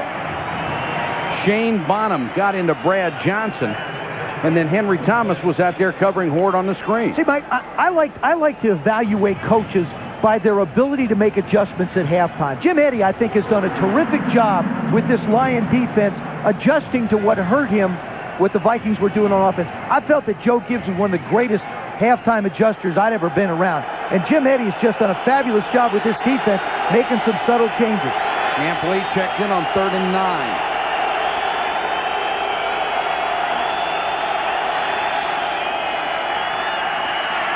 Johnson hit as he throws. Tremendous pressure by Robert Porcher. Luther Ellis was also there, and once again, the Lions defense comes up big. And that came from just the front four. That's the end of the third quarter. Detroit still alive and playing with a lot of emotion in a 4-point game. 13. Mike Patrick, Joe Theismann, Mark Malone, our ESPN crew with you. And now there is a discussion over where the ball ought to be marked. The ball is spotted at the 27-yard line as we change ends of the field, but that's where it was before the sack. So they're marking it 7 yards short of where it ought to be. What they're trying to say is, I don't believe it was a sack. I think Jerry Markwright is saying it was an incomplete pass. Well, Mitchell was trying to throw the ball when he got hit. Doesn't look like we're going to get the explanation, but that's the only assumption we can make. Well, there he is back there now. There's the pressure by Porcher. I don't think it's an incomplete pass. Vikings got a little bit of a break. So the Vikings picked up 7 yards on the ruling. Low line drive punt. Milburn can't field it now, says stay away from it, and what a break for Minnesota. There is a low line drive kick to one of the most dangerous return men in football, and it takes a bounce away from him. Yeah, I'll tell you, if he gets up and makes a play on it, he's running full speed at you. Instead, lucky bounce. Berger's had a tough year, the lowest net in the NFL. And Milburn's just shaking his head over a lost opportunity. You know, too, Mike, Glenn Milburn's situation is a little bit of a lost opportunity, too. Here's a guy who was so productive for the Denver Broncos and really has been no part of any offensive plays when he came here. Such a tremendous receiver coming out of the backfield, extremely dangerous, but they go with a one-back set more often than not. And here's the one, Sanders. What a move to get outside and finally drugged down by the collar by Fuller after Sanders had juked him out of position. Herman Moore threw a good block for him. I think part of the reason why Barry Sanders is able to make the runs he is because the great job his wide receivers do. There's Herman Moore on Barnett. He just boxes him out a little bit and allows him to get one-on-one with Fuller. And that's so important in wide receivers to make them complete football players, their ability to block. Sanders, 13 carries, 78 yards. Lions can take the lead with a touchdown.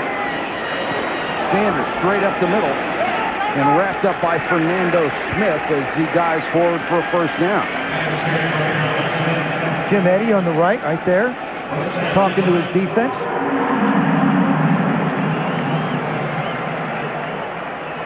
Good teacher.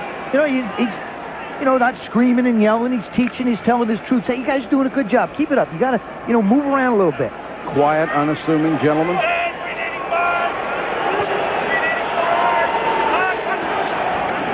Sanders on the toss. If there's any kind of a crack, he finds it and picks up 11 yards. Let's go to Mark Malone. Mark? Thanks, Mike.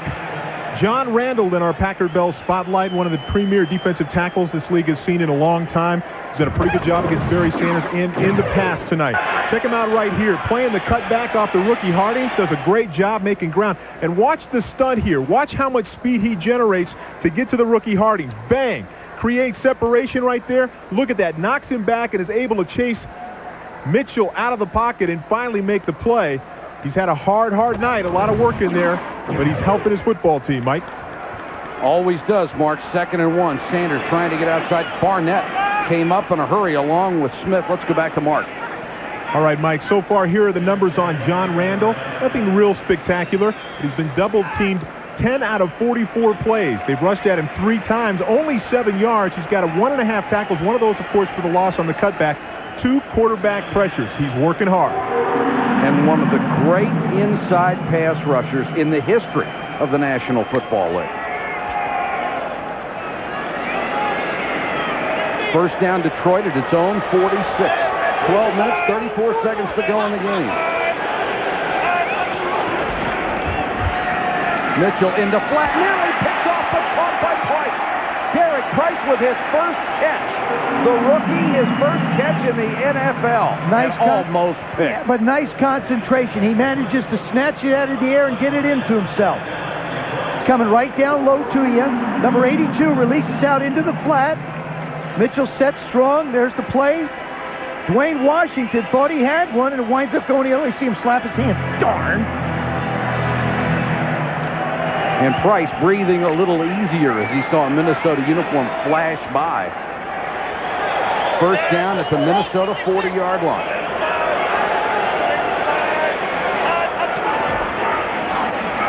Mitchell, play action. Sidearms it to Moore. Herman Moore. Wrapped up by Washington. Very close to another first down at the 30. So now Detroit is giving Minnesota some of its own first-half medicine. Well, they're controlling the ball. Right. You saw that what's really set that play up was Barry Sanders has carried the football. Now all of a sudden, Scott Mitchell gives him a little fake. You have to respect it. That opens up the passing lanes for Herman Moore. Sanders with 90 yards. He has already passed John Riggins to go into the 7th spot all-time on the NFL rushing list. Still 5,000 yards behind Walter Payton. Sanders needed one more block to break it. Got down to the 25. Once he started, it looked like it almost got to second gear. I mean, that thing almost got out of first. Watch the explosion. Scott Mitchell doing a good job looking downfield. Now, here he goes. There's the hole. Here it starts. John Randall just doesn't let him get it out of gear. 17 carries, 95 yards. This would be his 6th 100-yard game of the year. Mitchell, short set, out in the flat. Herman Moore, first down. Just reaches those big hands out and snatches it out of the air. Tom Moore, the offensive coordinator, has got a really nice mix going now. It's Barry Sanders, even on 2nd and long, give me a little bit of Barry, but throwing the ball short so that his quarterback, Scott Mitchell, doesn't have to stand back in that pocket a long time. Got a real nice rhythm going on offense now. I think that Minnesota's they've got it disrupted by bringing some linebackers or bringing some safety people. Moore now has 126 yards on 9 grabs. So the two superstars doing their job. They're down by 4, though. Play action Mitchell. Under pressure. Harlan Barnett makes the sack back at the 20. That's what you do. Bursich was also there. That's what you do. You bring linebackers and defensive safeties off the corners. That allows the other linebackers to fill inside. You run a play-action thing. That's nowhere to go.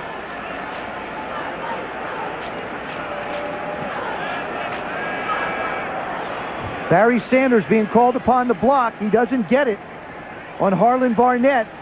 And Scott Mitchell really had nowhere to go. 2nd and 14.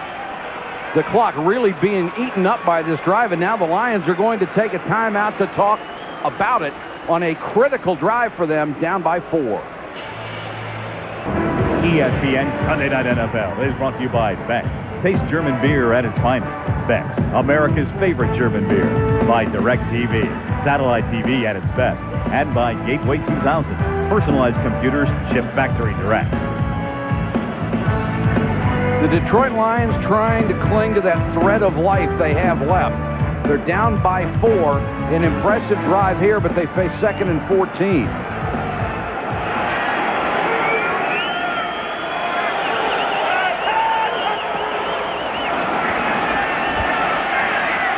Flags come down late, and Mitchell hit as he throws. Good job by Scott Mitchell using the hard count. We saw Brad Johnson use it in the first half. Now Scott Mitchell comes back on a 2nd and long, figuring they're going to come off the ball. Gets the Vikings line to jump.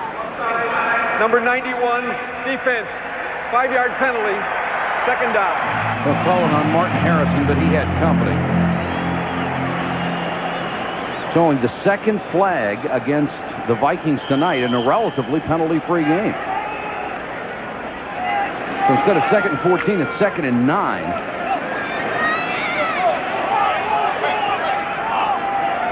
John Randall has yet to get that first sack.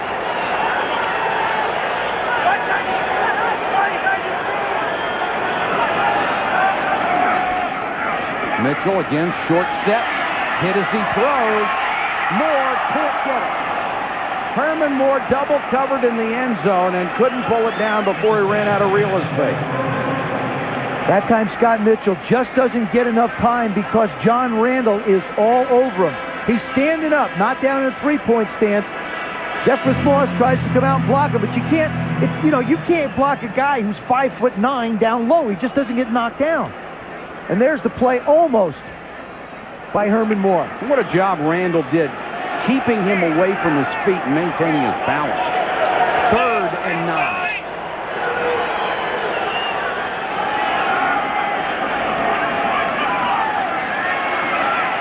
Mitchell throws short. Perriman.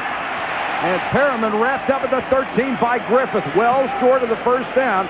And here comes the field goal team. The Lions offense didn't do anything foolish. You're in a close game. You have to call the game and play it like it's a close game. You don't need to force it in the end zone. You throw it off to the guy that's open, give your field goal kicker to make it a 17-16 game. You call the plays according to the flow of the game. This would get them to within 1.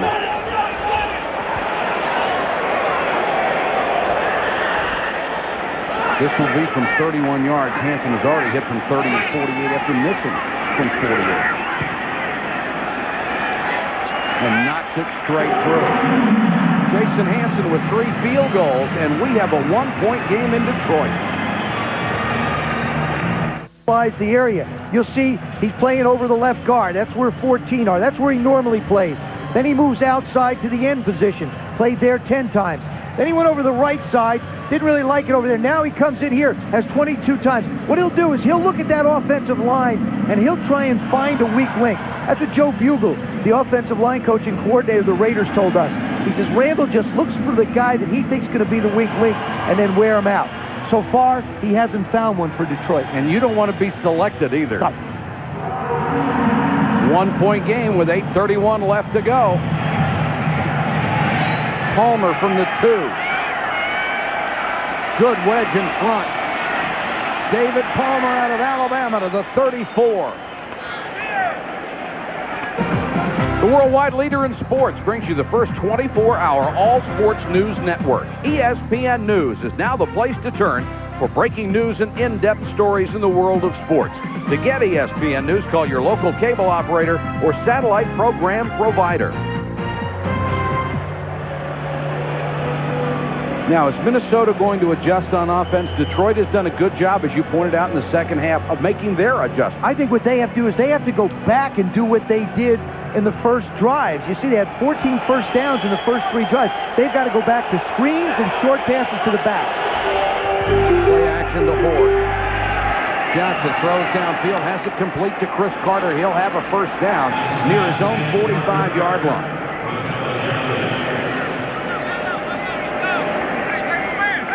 Of course, it's always a difficult decision. Do you go with your strength or their weakness? Do you take what they give you? What do you do? Mike, I think you always go with your strength. I don't think you play into somebody else's hand. You make them stop what you do well. Play action, short passes is what the Vikings are doing well under Brad Johnson. Horde has been shut down pretty well tonight, and Pepper Johnson will hold him to a gain of about 1.5 yards there. Mike, this is the part of the game where in the last couple of weeks we've seen the Detroit defense sort of fall off the map. Other teams have taken and just run the ball down Jim Eddy's defense's throat. And now they're rested, they're fired up, and Minnesota's having a tougher time running the football. They are 26th in the NFL against the run, giving up 127 yards a game. But tonight, Leroy Horde, 45 yards on 15 carries, so the Lions have done a much better job.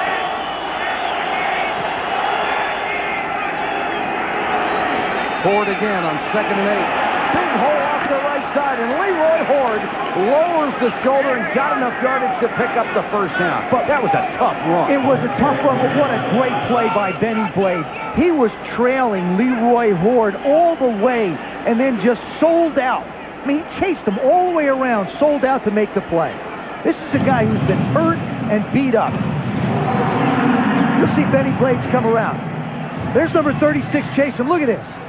That's a 220-pound safety running him down.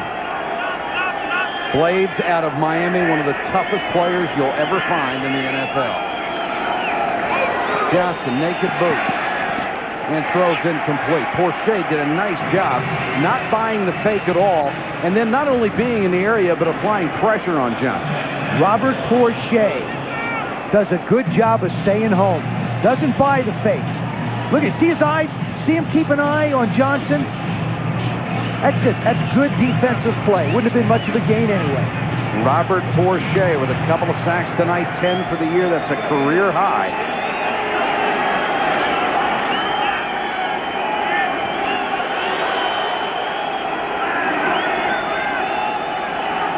Four-man rush, 2nd and 10. The pass underneath to Carter.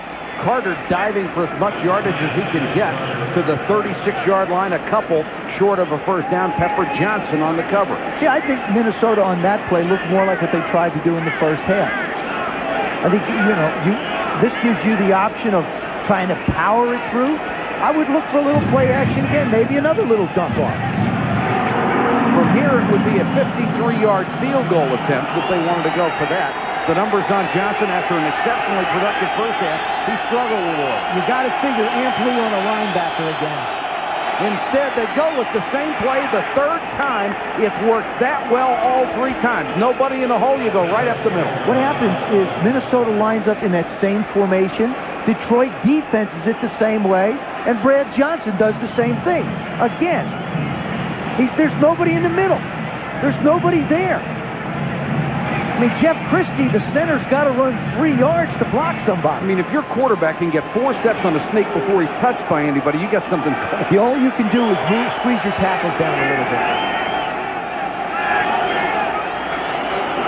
Play action by Johnson. He's got Evans wide open in the flat, but he's got Carter wide open in the end zone. Greg Jeffries beaten on the throw. Well, Johnson had his choice of guys who had 2 steps on defenders. And Brad Johnson decided he wanted to go down the field. Picked the right one.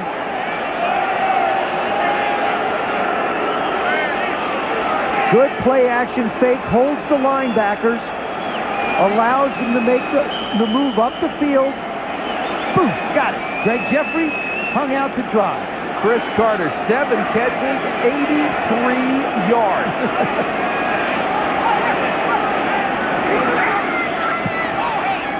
And a flag is down on the extra point. We'll check the penalty with Jerry Markbright.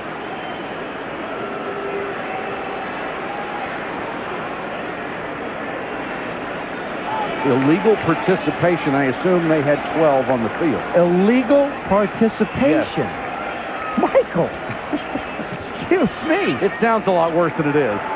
12 men on the field, on the defense. The extra point is good. Penalty will be enforced on the kickoff. 5 yards. It's a 5-yard penalty. They'll step it off on the kickoff. Right now, it is an 8-point game. 4:56 left. Johnson with the bomb to Chris Carter. Touchdowns. What a player. What a player. And that's going through an adjustment in an offense. You know, going from a Warren Moon who likes to go down the field to a Brad Johnson who's got a little bit different style, he still remained consistent. Milburn and Matthews deep to receive. The ever-dangerous Milburn. Had 3 chances from the end zone. He's brought 2 of them out. Berger does a nice job on a kickoff and crushes this one. Milburn, 7 yards deep. Here he comes again. Glenn Milburn with a seam. Well, he gets a run and start. He scares you to death. Corey Fuller makes the tackle on special teams. Lions have 4:44 left. There he is. He's going up against Greg Jeffries. Now, as he starts in motion, by him going in motion, it's hard to jam him. So he gets a free release. Now you have to respect the outside move. Jeffries bites just a second, and Carter just takes it straight up. And Brad Johnson just lays it right in. It's a little out and up, gone. Nice throw by Johnson after the beautiful move by Carter. And now the Lions from their own 34-yard line. 4:44 left. They need or from the 29, excuse me. They need a touchdown and a 2-point conversion. Sanders on first down. Big hole. Barry Sanders keeps that balance and drives to the 44. Harlan Barnett with the saving tackle, a 15-yard gain, and Sanders up to 110 yards on the night. When Barry Sanders has the football, there's no such thing as the backside, which would be to his right. You see how he comes all the way back? That's a good job. Derek Price still got to stay with the block a little bit longer. Sanders again. Gaping hole. Look at the power. Sanders down to the 35-yard line. I'll tell you, this offensive line has done a good job. Paul Boudreau's guys are really opening some holes. He hits this thing in a heartbeat. Now he's up the field looking anywhere, looking for help. Look for Herman Moore to run behind and pick up a few extra yards. Barry Sanders at 1,298 yards for the year. He'll get a breather. Rivers comes into the ball game. 3:30 left.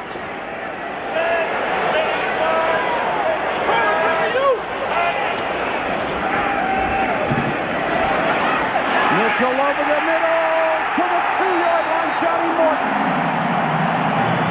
You know something, Mike? Johnny, you don't hear from Johnny Morton but maybe once or twice a quarter or a game, but all of a sudden, bang, it's a big play. This kid is a big play guy, and this is a great throw by Scott Mitchell. And a terrific job by the line, giving him a chance. He just fires this thing right down the hash. Johnny Morton makes the play. It's tackled on the 2. Well, you say you don't hear from him often, but when you hear from him, it's very loud. It is. He's always making big plays. 1st and goal. Sanders comes in as the deep man in the eye. Sanders trying to get outside. Got a block. Touchdown. Now they've got to go for 2 to tie it up. I think you have to. You got to go for 2 here. You cannot afford to allow Minnesota to get the ball back with the lead they have. Barry Sanders in this half, 14 for 105 in the half.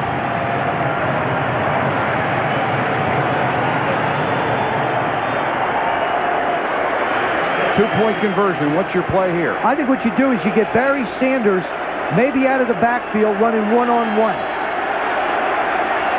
I think that's a good matchup you can get. If you're Minnesota, I think you go after Scott Mitchell. And here they come. Mitchell throws, knocked away. Harlan Barnett got a hand on it.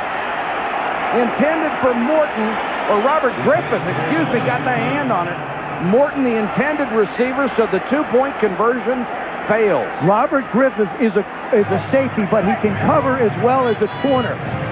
You'll see him, right? Johnny Morton, number 87, pushes up in, right behind Perriman, but Griffith does a nice job of closing. Now, in this case, Barry Sanders does a really good job of protecting him. That's just excellent defense. And you think about receivers coming back to the ball. If he comes back for the ball, he's out of the end zone, so he can't. And if he pushes it much further up in, he's closer to the defensive back. That's one of those instances where you analyze it, you just say, hey, good defensive play. Maybe a decision here for the Lions. Do you go for the onside kick at this point? You have 2 timeouts left. You'd also have the 2-minute warning. No, I think you kick it deep. You let your defense go play defense. Utilize the 2-minute warning. Utilize your timeouts. Because all you need is a field goal. You don't need to score a touchdown. 4-play, 71-yard drive for Wayne Font's Detroit Lions, and Denny Green still sees his team up by 2.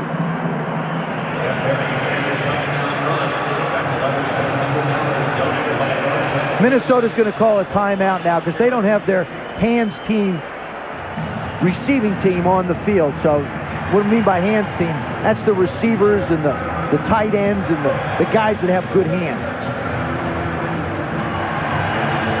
2:34 left to go. Remember, the Lions with 2 timeouts.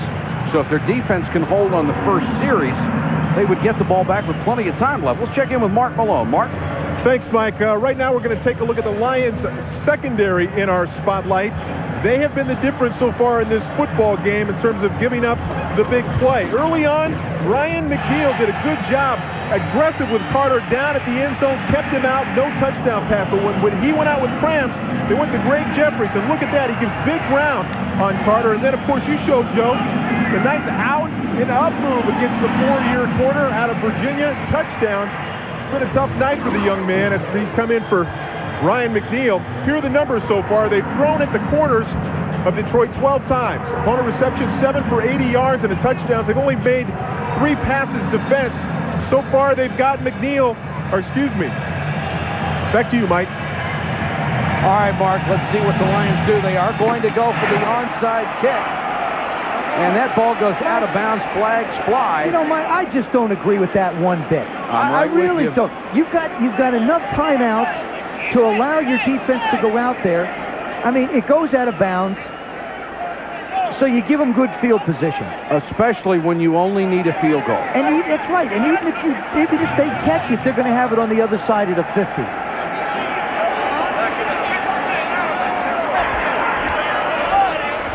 free kick out of bounds, 5-yard penalty by rule and a re-kick. Now, this is the rule I don't Ball was understand. untouched by the receivers. The team is trying to take advantage of getting an onside kick. They make a mistake and kick it out of bounds. They're only penalized 5 yards. Don't you think they should give up the ball? They will if they kick it out of bounds again. To me, this penalizes the receiving team. Oh, I agree with you. But I don't agree with this decision. No, I don't either. And you would hope they wouldn't do it again. Oh, well, now he's 5 yards further back. I don't think that changes at all. I'd go ahead and kick it away. There's all the hands, guys. Jake Reed. Got all their hands people out there. 2:29 now on the clock. Hanson gets the big bounce, and Chris Carter comes up with a football. That's what I'm talking about. So now Minnesota with great field position. Detroit still in the same position. That's a lousy coaching decision. You know, that is just, to me, that's not the way to do it. I mean, you know, your defense has played their tails off this second half. Your time of possession is back to even. Now what you've basically done is you've handed Minnesota with 10 yards. They wind up running in it, you know, wind up with a field goal. And heck, Chris Carter could have got up and run it on down. And then they may make you go 80 yards for a touchdown with no timeouts left. I couldn't agree with you. Now Detroit's got to burn their timeouts.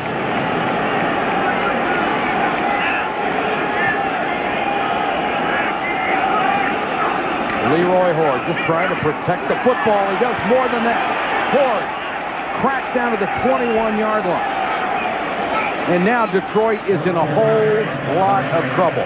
If you go back to the decision, if you kick the ball off and your defense holds, you get a normal punt. You may have the ball at your own 40-yard line, only needing to gain 25 yards to kick a field goal to win the game. Now they don't have it. That option is gone. 2-minute warning. Back in a moment. Dan Patrick and Keith Olbermann on the set, getting ready for Sports Center. They'll get you caught up on the day in sports. The NFC West Showdown, and was it ever? Our conversation with Emmitt Smith, who has just shown us such character this year, and we'll run down all the bowl bids for you, followed by Primetime with Chris Berman, Tom Jackson, and Bill Pito with the complete wrap-up of today's action in the NFL. Scotty Graham, who has never fumbled, to the 20. That's exactly why he is in there. The Lions will have one timeout left after this, so they can call timeout after second down, but they can't after third, and that'll cost them at least 45 seconds. So if they get the ball back at best, it will be with a minute and probably down by 4. The onside kick is going to be the big story in the newspapers tomorrow morning. Here's the Braun storyline from the Silverdome. The Vikings on top by 2. Johnson with another outstanding performance from Minnesota. Barry Sanders, 134 yards rushing, 105 in the second half. And in the second half, Detroit really came on offensively, but they're still down by 2. And their coaches did not give him a chance, did not give the Lions a chance to win this. Absolutely. I think Wayne Fontes is going to take full responsibility and heat for that decision. And he can't take much more heat. Nah, the kitchen's really cooking.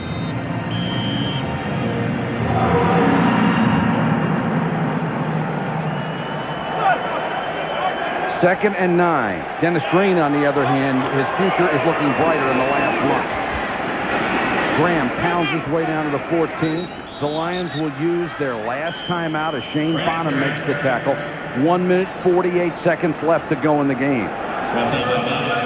Well, the Vikings were probably standing there saying, you know, if we recover this onside kick, we should just say a collective thank you. Yeah, Dennis Green got handed a favor by Wayne Fontes. And, you know, I just hope that whoever is responsible for making a comment to the media tomorrow doesn't say, well, I got talked into something. You know, I mean, it just... Well, no matter how you sliced it up, Mike, I cannot understand the explanation as to why they would do it. What even made it worse, they tried it once. The ball was knocked out of bounds, a 5-yard penalty. You still got a chance to change your mind and then kick it deep then, but they did it again. Been a lot of those signs around here. Of course, Wayne Fontes, you have to understand, the winningest coach in the history of this franchise. He's taken them to the playoffs the last 3 years, but he's also the losingest coach. And when you ask him about his future, he expects to be back. 3rd and 3. A first down. It's over.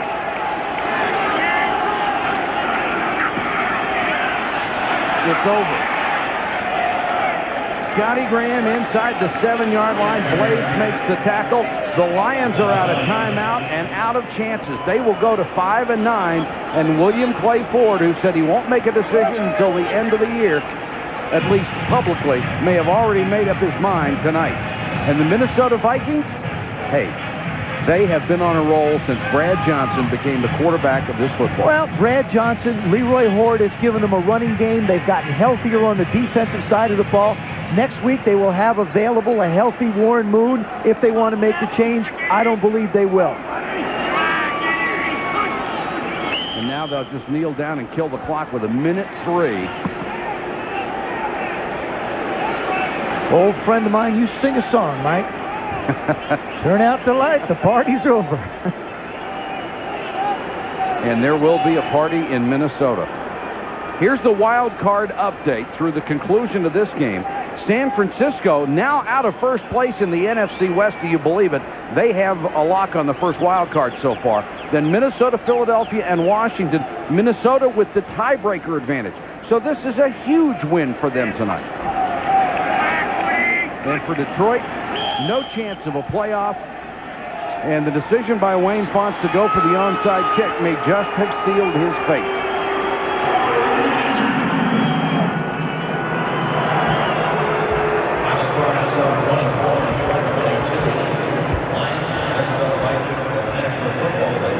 Thank you for attending tonight's game. We'll see you next Sunday, December 15th. The Lions. Our final score. Minnesota wins it 24-22. Coming up next, Sports Center, Dan Patrick and Keith Olbermann.